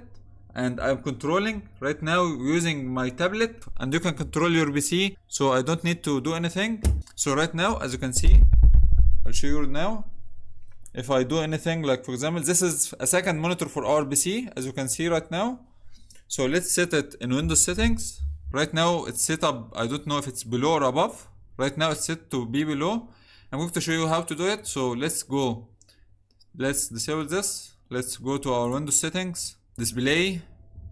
We have two monitors right now. As you can see, it's set to be below it. If you want to put it to the left, put it to the left. If you want it to be to the right, put it to the right. And let's see, right now it's to the left. If it's not identified, click on identify. You can also make it a duplicate, so it's the same monitor, but it will be duplicated on your phone if you want to show it to someone else or something, or you can extend it. Okay, so now for extend, as you can see right now, if I drag OBS below here, you see it starts to pop up in my tablet. You see my tablet here. Right now I can take OBS and control it. I can change scenes. Okay, you see change scene, and I can mute mic, for example.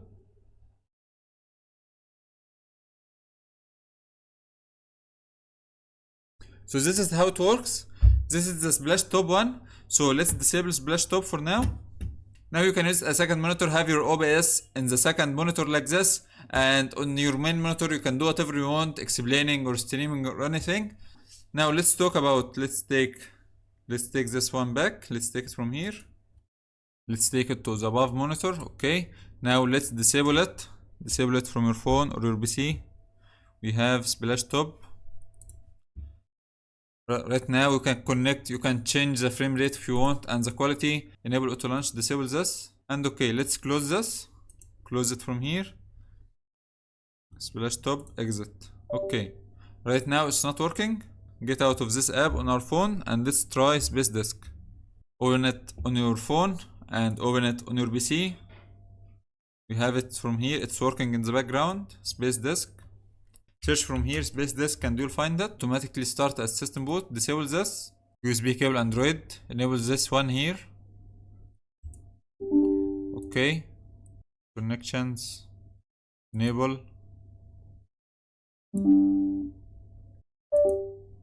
Right now Space Disk is working on my phone. It's showing me a black and white screen. I don't know why, but let's try this. Space Disk driver expired. Okay. Okay. Right now it's a black screen, I don't know why. Let's reconnect again. It's showing us a black and white screen. Maybe there's an error or something, I don't know why now, but maybe I did something in the settings. But you know the idea right now, it's just like this, and you can use it as a second monitor as we said before.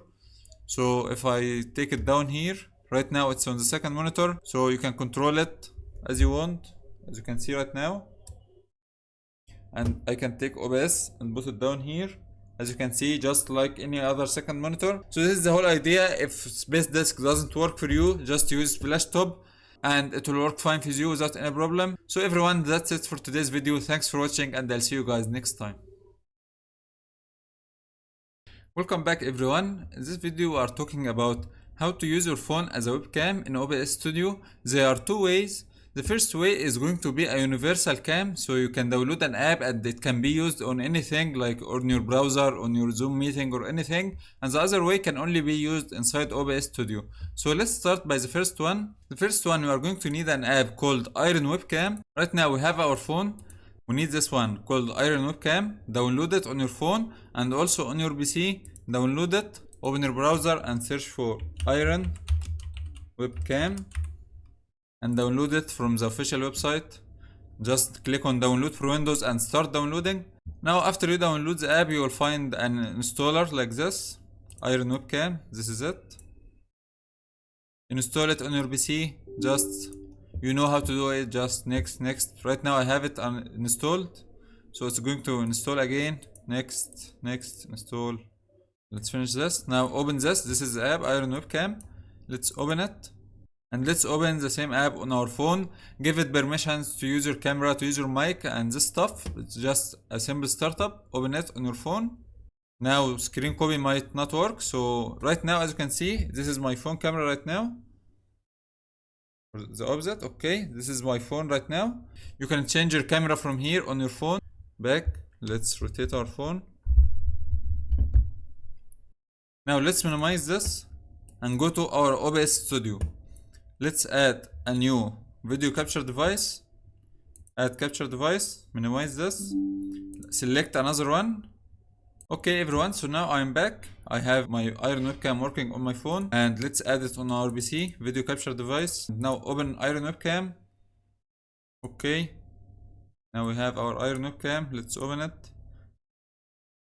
Now on my phone, if I do this, right now it's working on my phone. Let's see again why it's not working. Open it. It's now working. Okay, now we have it as a webcam using my phone. As you can see here, now I can crop it. I can do whatever I want. Now you can crop it, you can use it as a normal webcam just like anyone you have. So like here, add it here. So this is it. You can use this webcam, Iron webcam, in any other app. So this Iron webcam can be used on any app, not just OBS Studio, but there's also another one to use in OBS Studio, and it's a plugin. So I'm going to show you how. Let's delete Iron webcam for now. Now you are going to need to download this app, Droidcam OBS. This is called Droidcam OBS. It's an app made only for OBS Studio. So open it on your phone, and also you need to download it on your PC. So open your browser and search for OBS Droidcam plugin, and go to this, the first Droidcam OBS camera. This is a plugin for OBS Studio. Click and go to download. Now from here, scroll down and download this Droidcam setup.exe file. Download this file on your PC. After you download it on your PC, you will find a file like this, Droidcam OBS. Now let's start installing. I agree, next, install. Right now it's already installed, so ignore this, finish. So right now, let's, on our phone we have our Droidcam working. So restart your OBS Studio and click on sources and start adding. You will find a new source called Droidcam OBS. Add it. Okay. Now you can use Wi-Fi or you can use USB cable. If you want to use Wi-Fi, just connect your phone and your PC on the same network and you'll find it here. Click on refresh device list. Right now I'm going to connect using USB. Now it shows me my phone. This is my phone, select it, and let's put the resolution to 1080p. Okay, and activate. The Wi-Fi will be from here. Okay, right now, as you can see, it's working. I can use it, as you can see here. So it's working right now and showing everything in front of me. And you can also change, let's change to the front camera. Okay, this is it, and we can use it. We can use the front camera from here, so we can add it. Okay, let's minimize this because it's covering the screen. Now we have it, our Droidcam OBS. All the settings. If you want to connect from Wi-Fi, you will connect it from here. You will find all the numbers. Just copy it. But it has a watermark using Droidcam app. You can buy the app if you want, or you can watch an ad and have a 1 hour for free without any watermark. So this is it. And use it as any other webcams that you have, and you can add your filters and everything, and this is how it goes.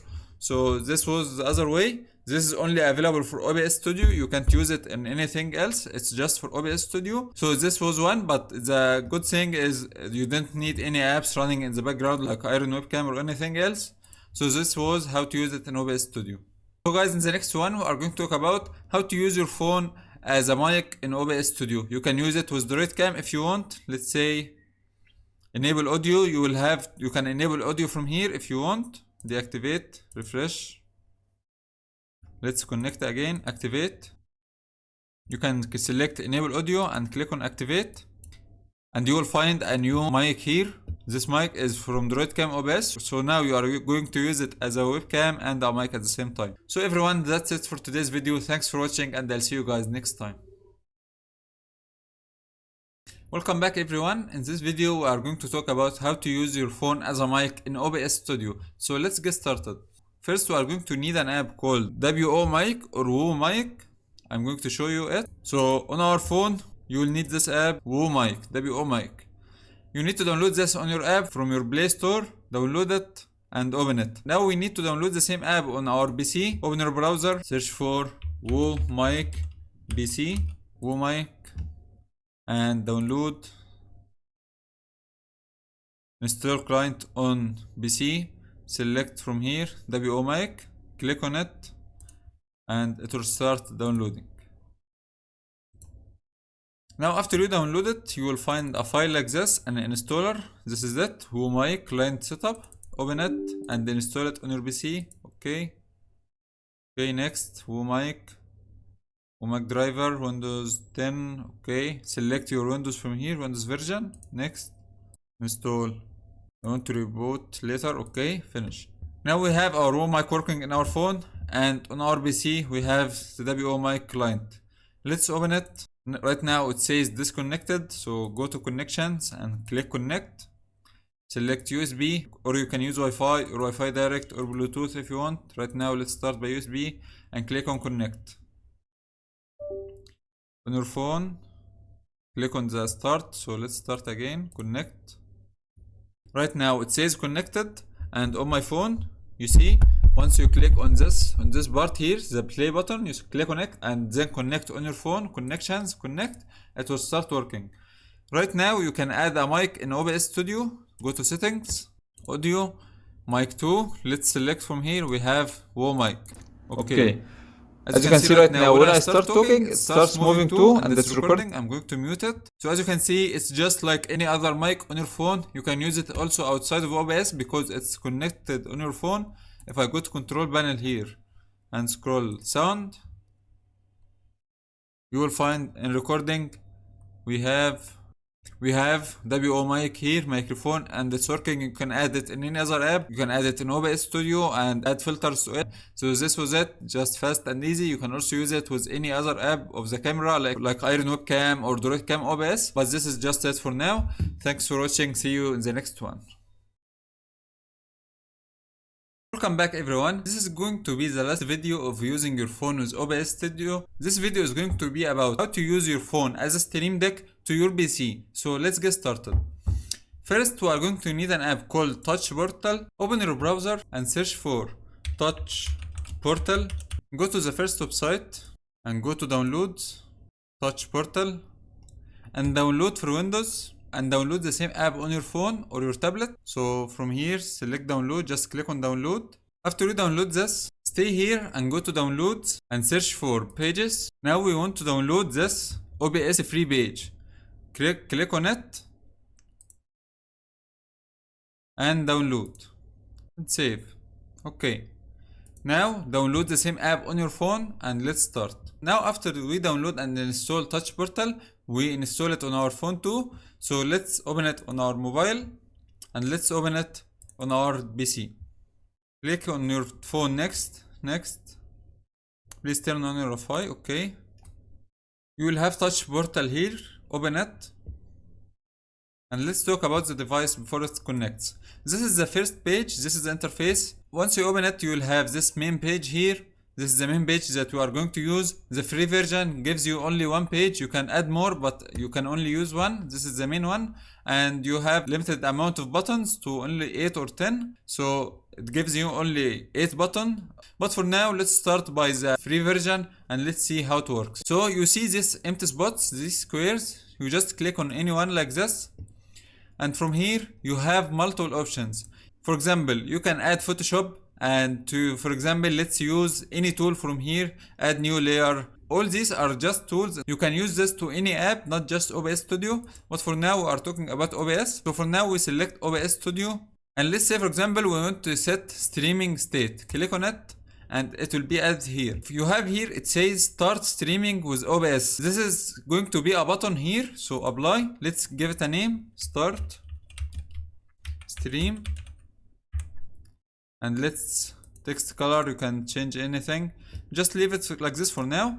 It's going to give you this button here. So it gives you this button here. Once you press this button, it's going to do this action. And you have multiple actions and you can combine more of them. So let's say for example, you can put open OBS Studio, start streaming, start recording, hide anything, set scene, all this stuff can be added to one button. So it's just one button you can click and it will do multiple stuff. So this is one of them. But this app is very complicated. You need to add more than one. You just start by adding each one alone. So we are going to start and we are going to save our effort by using a pre-made setup, a pre-made page.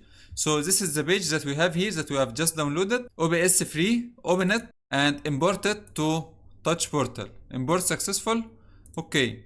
Now you see we have this page. This page has record, stream, mic, cam, home, starting, live, and all this stuff. These are just some starter settings. So let's go to our main. Now we need to connect our OBS to this Touch Portal. You have your WebSocket server settings. Right now, it says we have our OBS. If I click on this, let's say for example, this start stream, and I toggle it, run action, it's going to start streaming here. But right now I didn't have any service. So let's say for example, let's say mute source. Okay, add this, and let's select toggle mute source. Let's select the source to be our mic.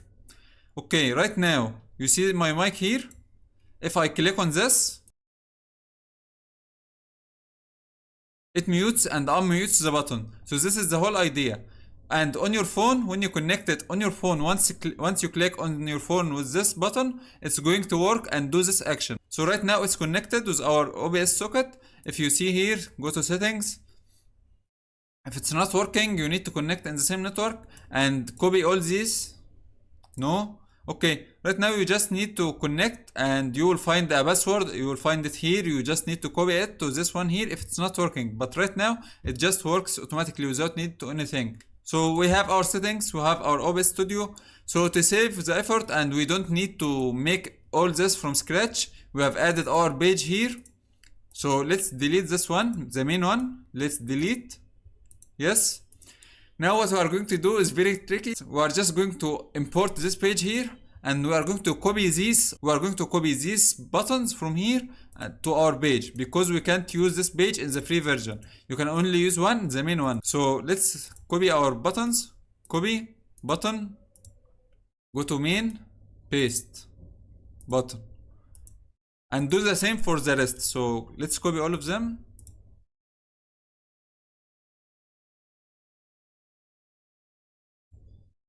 Now I've copied our buttons. So if I add more, let's try to add anything. Save and close.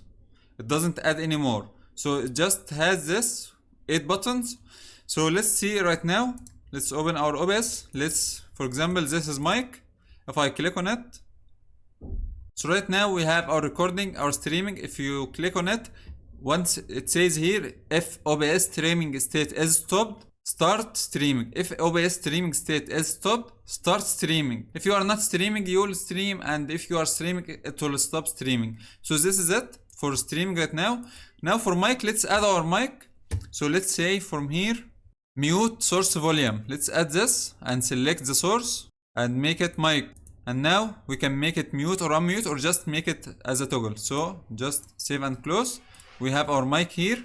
Right now, if I just go here and click on this, look here at the mic.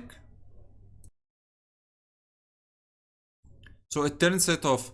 On source visibility change, add this, and let's add set source visibility. Let's add it to here. When OBS source, let's select our webcam here. Right now I have it disabled, webcam. When OBS source, let's select webcam becomes visible or hidden, toggle for scene. You can select it for one scene, toggle for scene. This is called tutorial. So let's add tutorial, the source webcam. Okay, so right now let's try this action.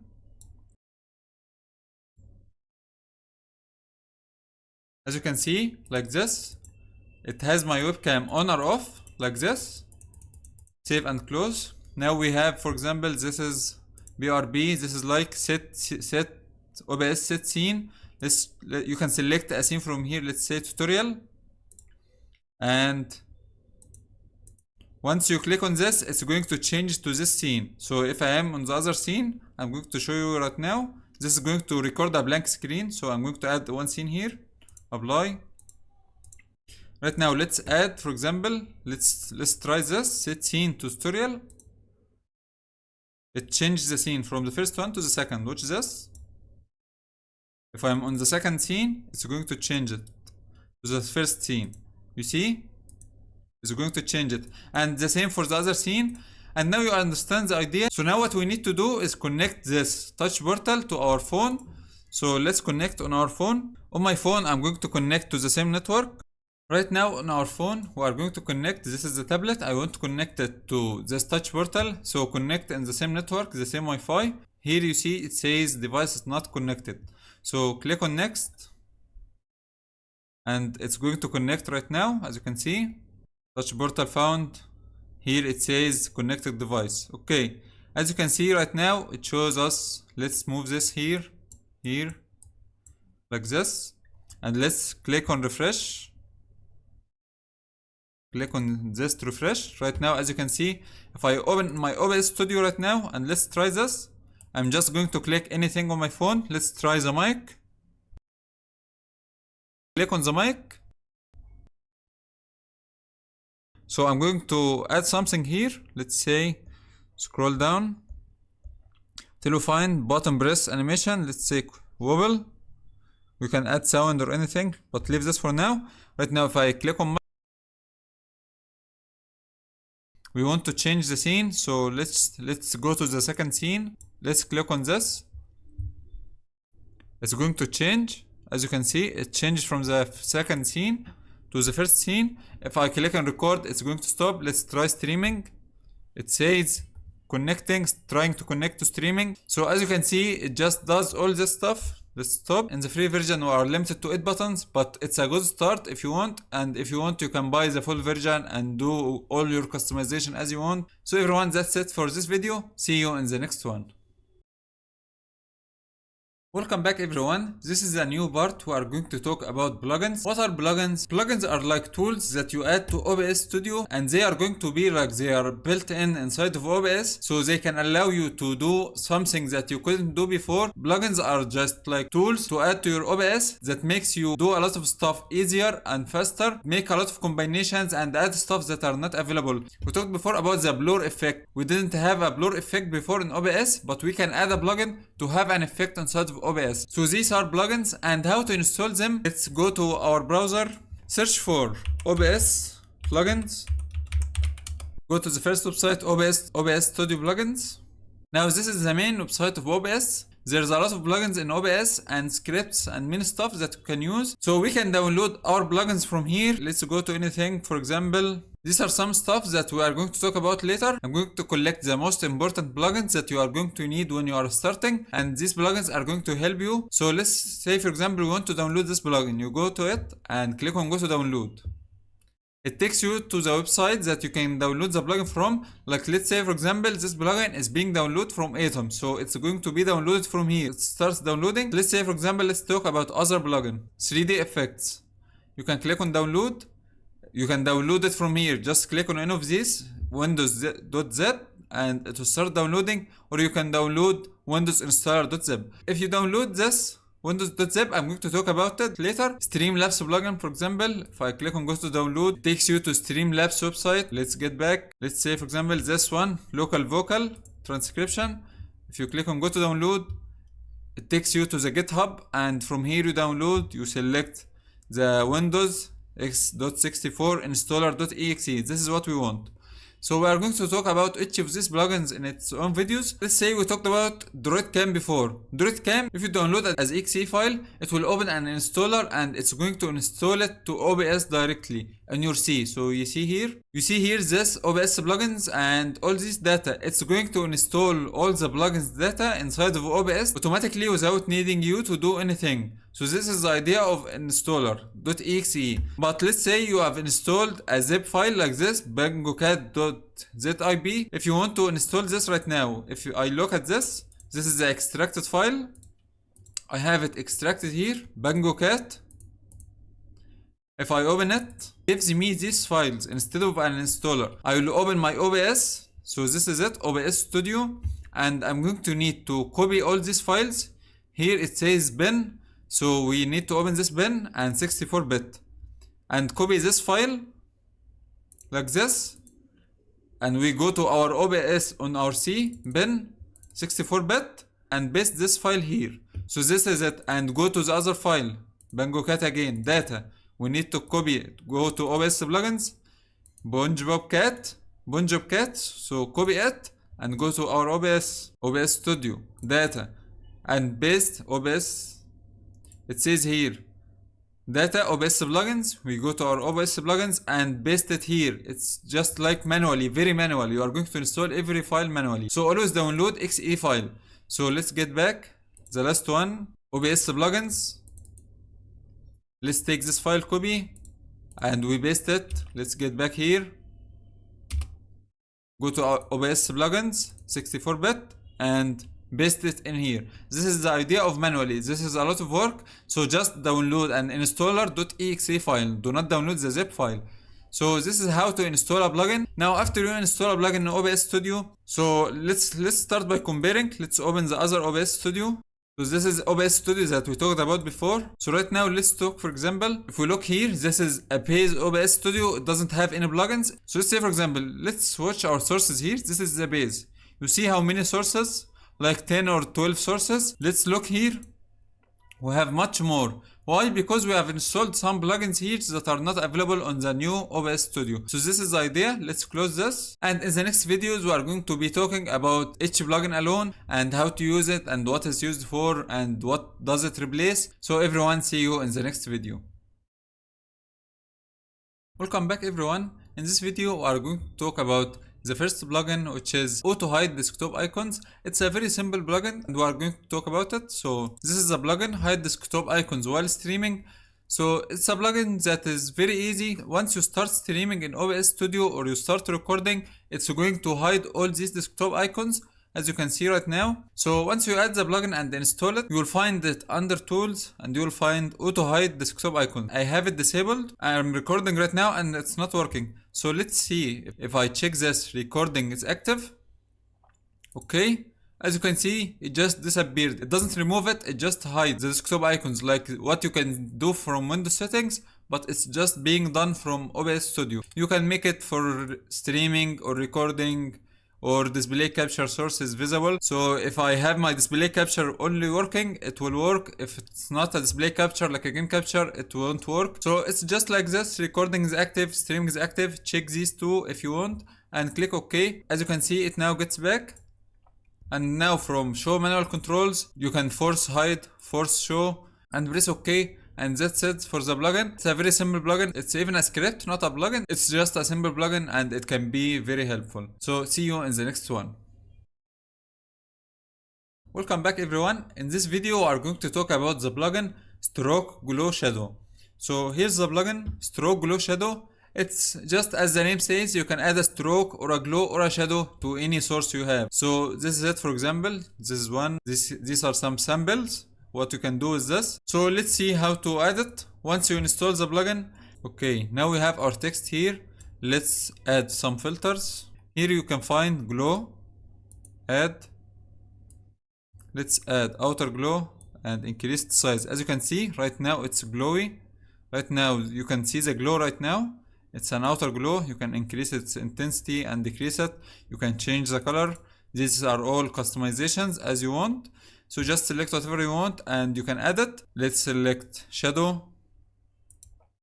So let's make this an inner glow, or let's make this an inner shadow so we can see it. Inner shadow and increase it. As you can see, it disables the glow for some reason, but let's make it outer. Let's increase it and let's disable the glow. As you can see, the shadow here, if I increase, I can increase the size, intensity, all of this stuff can be changed, the color too. So red, you can have any color you want. Glow, let's make this glow inner. Now it's different. Now we have certain effect. Let's add stroke. Stroke, decrease the size, this is so much. Okay, now I see, when you add stroke, the stroke is now being added to the glow and the shadow too, not just to the text.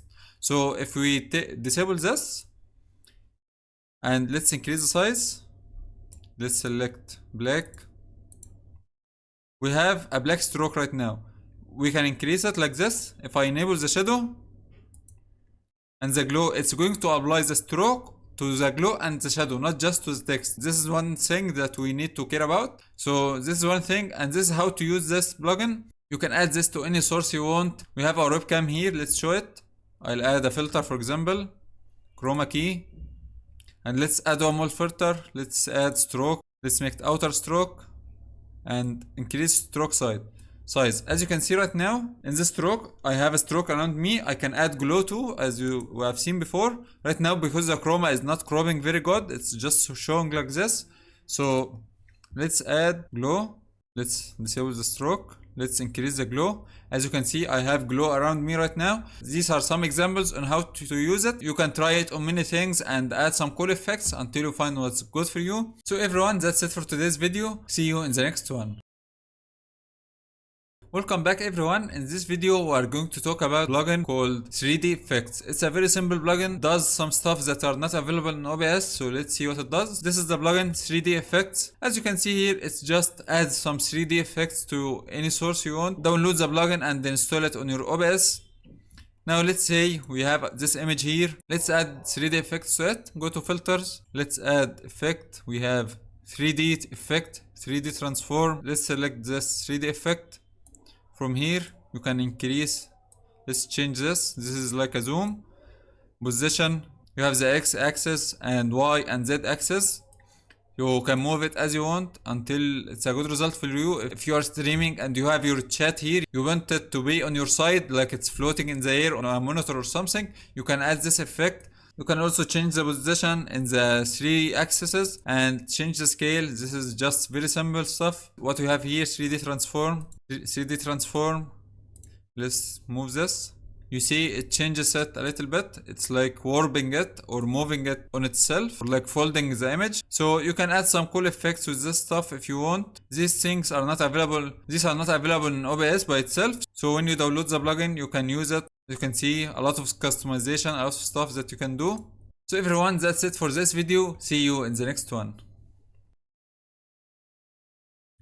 Welcome back everyone. In this video we are talking about the plugin Advanced Mask. Advanced Mask is a very simple plugin that is going to help you by making some custom masks in OBS without needing to have any external PNGs or custom made. So we are going to see how it works. So this is the plugin page, Advanced Mask. So let's see how it works.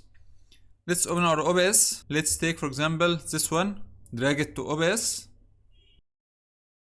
Now we have our picture here in OBS Studio. We want to add mask on it. Now we want to add mask to this picture.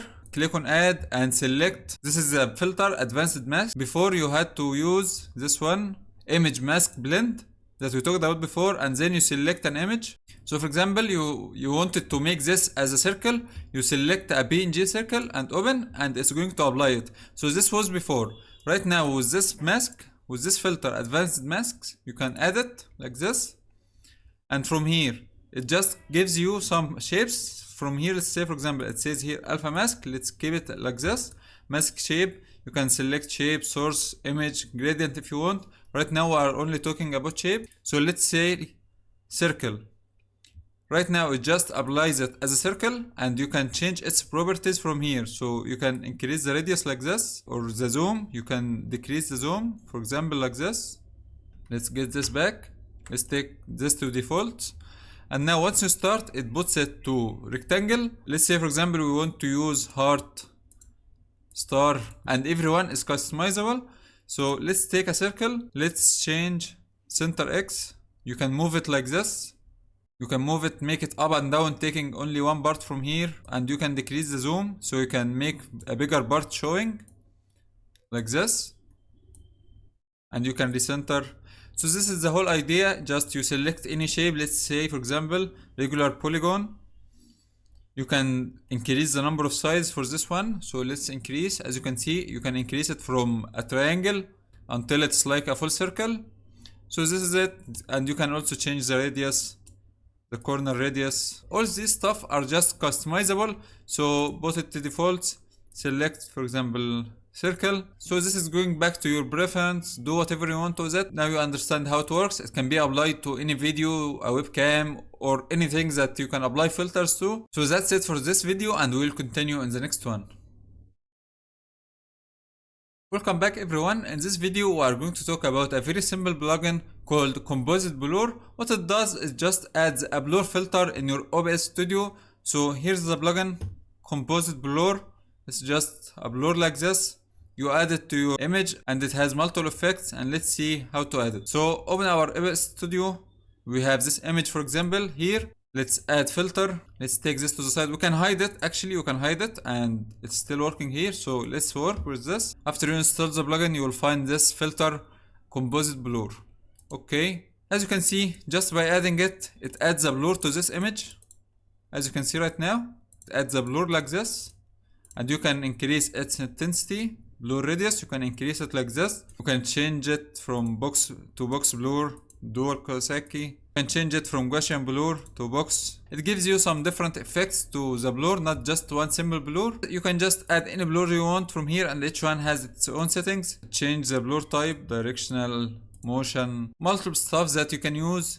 You can change the angle like this. So it's a very simple plugin, very straightforward. You can add it to your background, you can add it to text, you can add to, for example, if you have a green screen, you want to add a background and make it a little bit blurry so you are separated from the background, you can just add this filter, Composite blur. So it's a very simple plugin, nothing more to talk about it. So see you in the next one.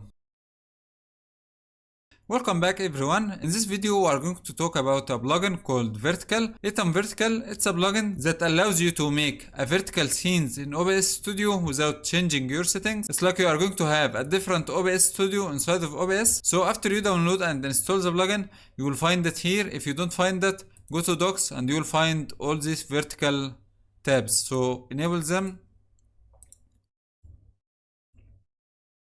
So now we have multiple scenes and multiple sources. So vertical scenes, vertical sources, vertical preview and its own settings. So let's say for example, let's take this display capture, let's add it to vertical source. Vertical source, display capture, display capture. Okay, now we can add it. This is going to be its own preview. And let's add our face cam to be on top of here. So let's add one more source. Or let's add it as a source copy. So let's add source mirror or source copy, new. Let's select the source, webcam, clone webcam.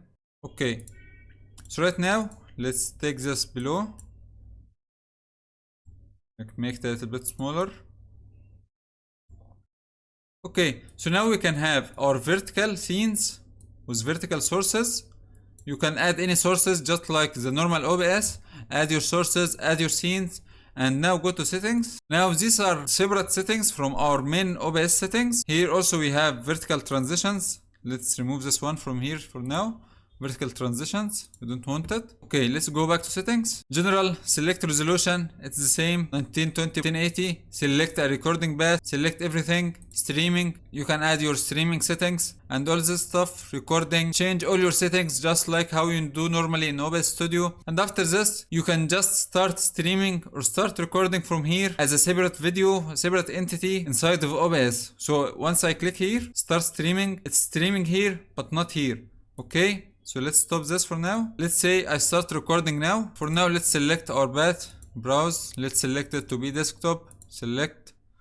Okay, now let's start by recording. Okay, as you can see, right now it's recording and there is an output here. So right now I'm talking and it has me here. So let's stop. So as you can see, it's recording. As you can see right now, the video is being output.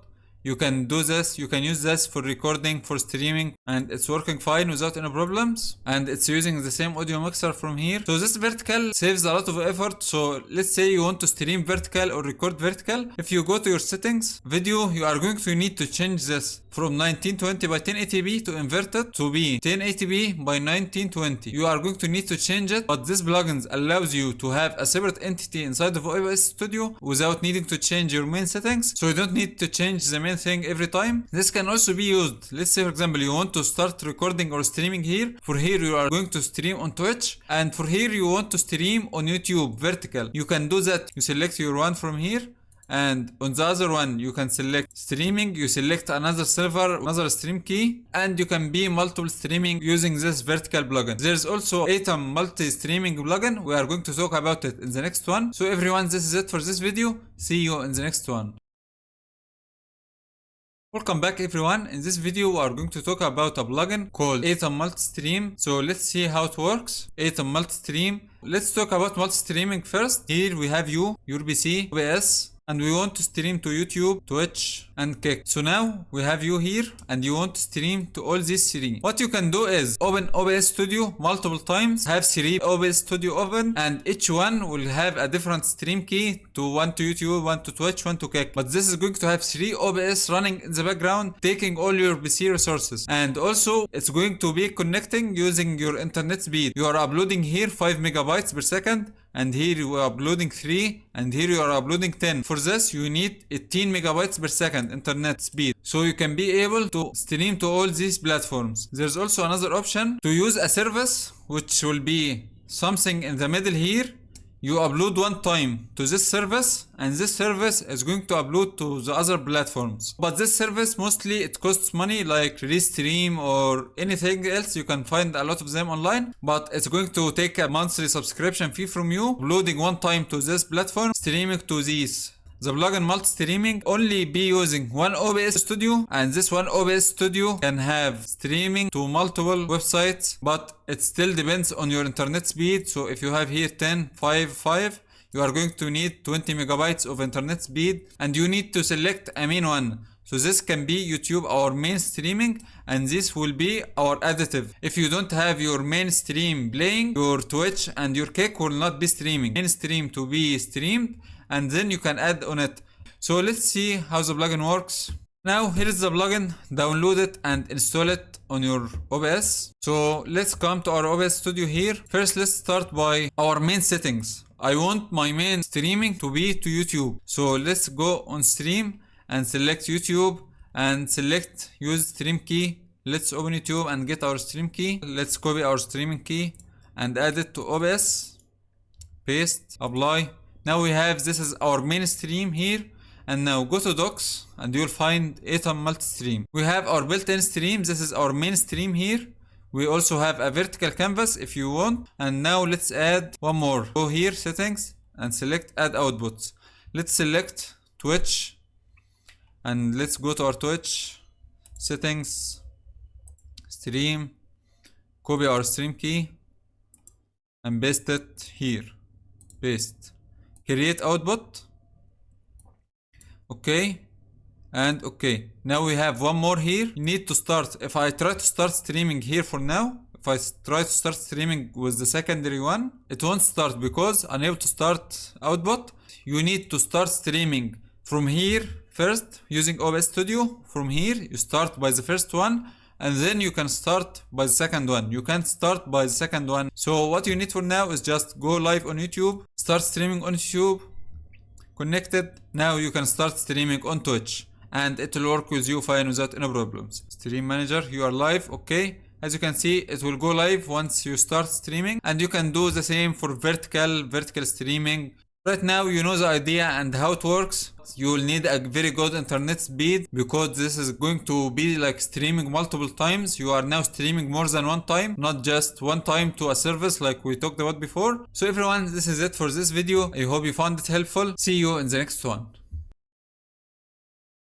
Hello everyone and welcome back. In this video we are going to talk about a plugin called background removal. It's a very useful plugin for OBS Studio. There is the plugin background removal. So there's the plugin. What it does, it removes your background, whatever it is, not just a green screen. You can add any background and it's going to remove it. So let's see how it works. Let's say for example we have our webcam here.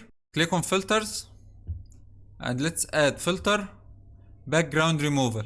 This is a new filter. It was not here before. It's different from chroma key. So background removal, click on advanced settings and decrease this. From here, change this one to robust video matting, and let's start working with it.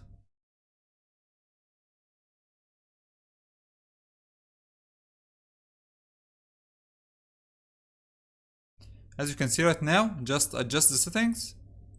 You see, it removes my background. This is not a green screen removal because you see a lot of green right now. This is removing me from the background, whatever it is. This is it, and how to use it, you can change the settings as you want, but it's going to consume a lot of your CPU if you are going to change a lot of it. So for this right now, it can give you a good result. If you don't have a green screen and you want to use this, you can use it. It's like removing your background without having a green screen, like using an NVIDIA RTX graphics card or something like that. So it just starts like that, and you can make it also, instead of removing the background, blur. So let's increase this background blur. Once you increase this, it's going to blur instead of removing the background. It's the same effect, but instead of removing it, it adds a blur like this. Right now it's blurring the background, but be careful, this is going to consume a lot of your PC specs. For example, right now we have a good blur. You can't have something like this in OBS Studio unless you copy your webcam and have two clones of the webcam, one without any effect or removal and one with your background removed, and then add a blur to the other background behind you. This was how you do it before, but right now you can add it by just adding this simple effect. If you want to get it back to removing the background, just decrease this and it will go to removing the background. It's a very useful plugin if you want to use it in many situations if you don't have a green screen. That's it for this video and I'll see you in the next one. Welcome back everyone. In this video we are going to talk about a plugin called Gradient Source. It's a very simple plugin. Let's see what it does. So this is the plugin Gradient Source. This is a plugin and some information about it. After you install it and reopen OBS Studio, you will find this gradient source. Add it. Now you can select multiple things. Let's make this smaller here. Now we have a gradient that we can change what we want. We can make it for 2 colors, 3, 4, 5, whatever we want. So let's start by 2. Let's start by 2. One is 2 colors. So let's select, for example, green, and let's select red or this one. Okay. Now as you can see, it's different right now. It has different colors. You can change the opacity of each color. So this color has its own and this color has its own. As you can see, midpoint, you can change it to make one more over the other like this. And you can enable this sRGB to have a different state of color. Rotation, to rotate it like this. So it's now not just right and left, it can be an angle. And now let's say we want to add one more color. Let's add purple. Okay, now we have 3 colors. Let's decrease this one, for example. Let's midpoint, decrease its opacity.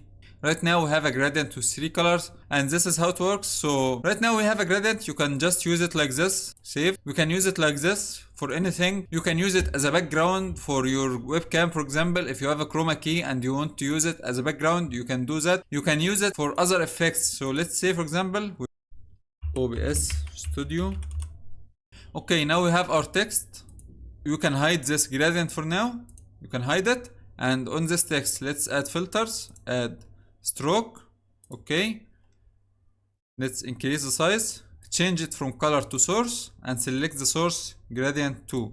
Now let's see the result. You can see the results right now. Let's increase the size like this. It's taking the colors of this gradient number 2 and adding it instead of a color as a stroke to OBS Studio. Let's say right now I don't want it to be shown. You can hide it. It's just taking the information. You don't need to be showing it.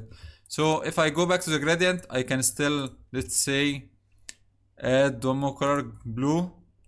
Let's see, right now it changed. So this is how it works. You can change everything like this from the gradient itself. A very simple plugin that can be used for many things and it's very helpful. So that's it for this video. See you in the next one. Hello everyone, in this video we are going to talk about the plugin called Countdown Timer in OBS Studio. What this plugin does is just makes you able to add a countdown in OBS like this one, a countdown as you want. You can add multiple ones. So let's see how it works. Download the plugin and install it. After this, open your OBS Studio and let's add a new text. Okay, make it just like this, leave it like this. And now go to your docs and you will find countdown timers. You will find this one here. Make it larger. Okay. From this window, this dock here, you can enable it or disable it from here. Countdown timers. Go to this setting and select source text. Select this text that we want here. And you can add multiple ones. So let's start. Let's say, for example, just have this one here for now. Apply. Okay. Let's play this. Let's add this. As you can see, it now appears on the screen. Let's post here. You can also control the text. For example, let's add some background. Increase it like this. Okay, now we have our text and it has some background.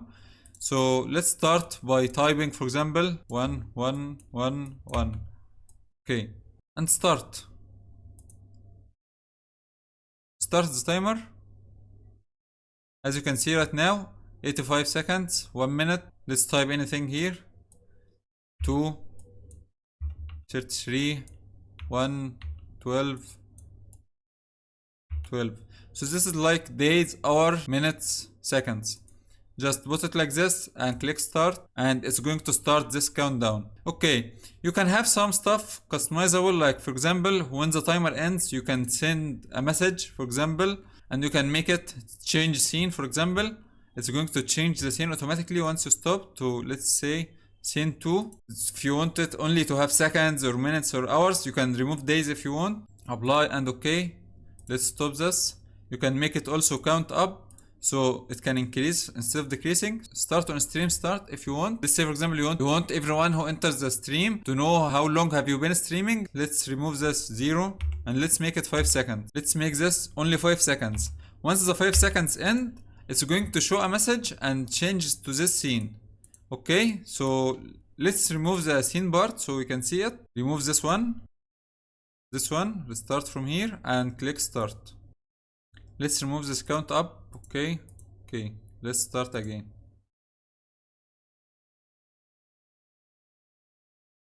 You see, it says hello, what's it finished. So this is how to do it. So also you can change it from this one, days, hour, minutes. You can make it to a certain date. Let's change day 7. Okay. As you can see, it adds a countdown from this day to then, or you can make it up count if you want. If you want to add one more, let's add text. One more text 2. Okay. Let's add one more. You click on add, select from here, select text number 2, apply. Okay. Add anything, 5. Reset and start.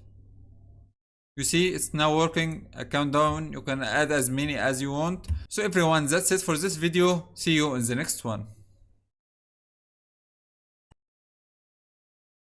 Welcome back everyone. In this video we are going to talk about a plugin called Cat. It's a very simple plugin for people who don't have a webcam or don't want to use theirs. You can use this plugin called Cat. It's going to show this on your OBS Studio as a webcam. If you don't want to use a webcam, you can just add this as an example. So let's see how it works. You just click on add after you install the plugin, and you'll find this Cat. Cat add. When I move my hand, right goes to the right, left goes to the left, behind and forward, as you can see. And if I click anything, WASD, these keys are made for gamers. It's made for gamers mainly. Make this smaller here, put it to the corner if you are streaming or something. Let's open its settings. Relative mouse movement, let's make this, it moves to the right or to the left according to your mouse.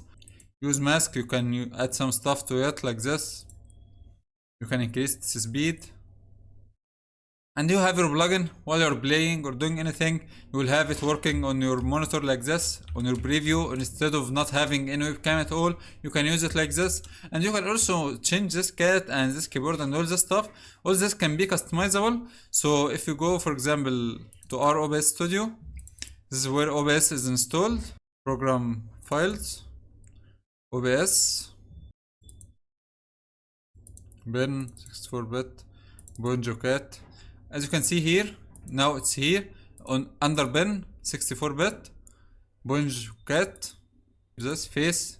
You can change these images, change them, make your own images in Photoshop, make them as a PNG, and remove this image and put yours instead of them. There are a lot of videos on YouTube explaining how you can customize it for yourself, so you can customize it if you want. So it's very customizable, but it's going to take some work from you, or you can buy custom one or make someone do it for you. So everyone, that's it for this video. See you in the next one.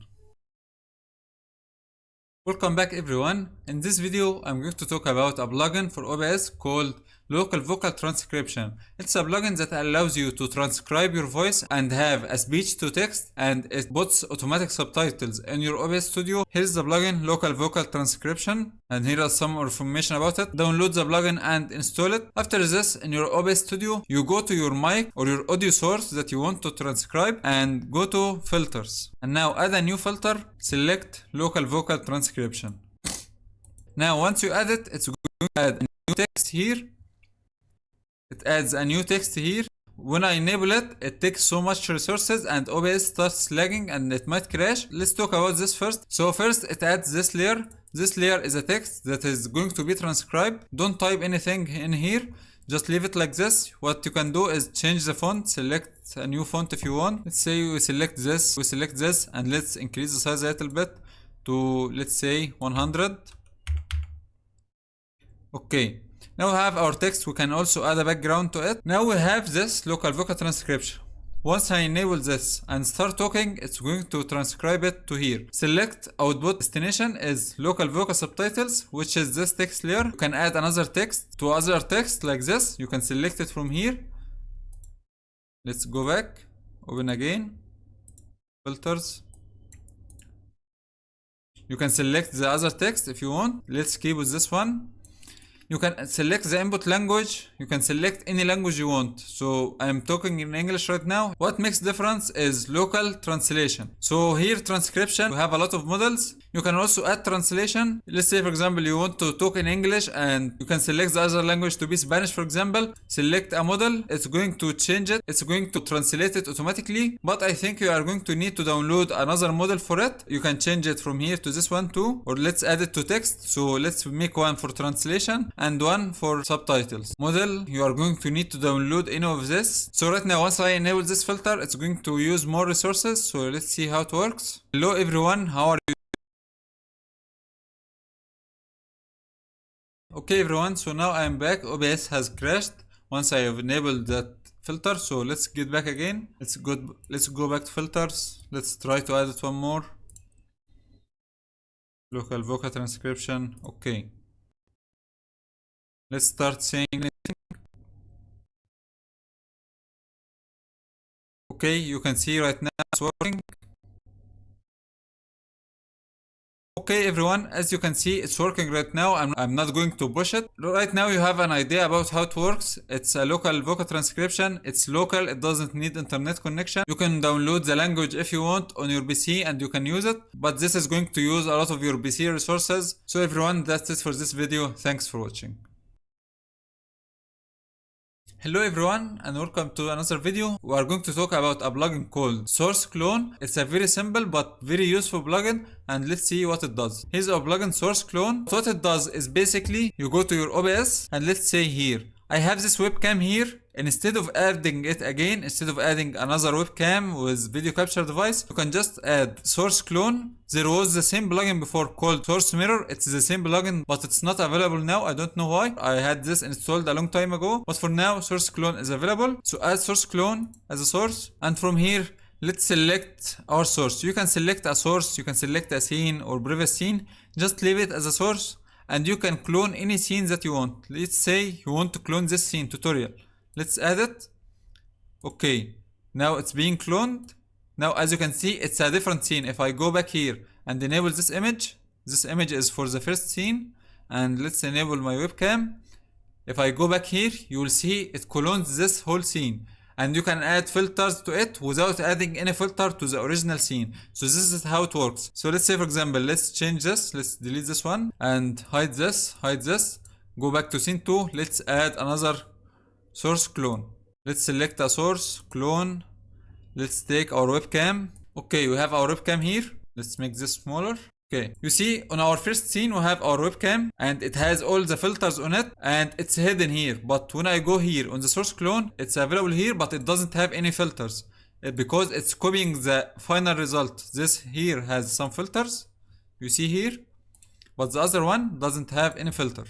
So you can add filters to the clone and it won't affect the original one at all. You want this scene to be with your chroma key and the other scene you want your background to be removed. So you can do it with this. I can add a filter here. Let's add chroma key. Let's add chroma key from here. This scene. Right now I have my background removed in this one and in this one it's not removed.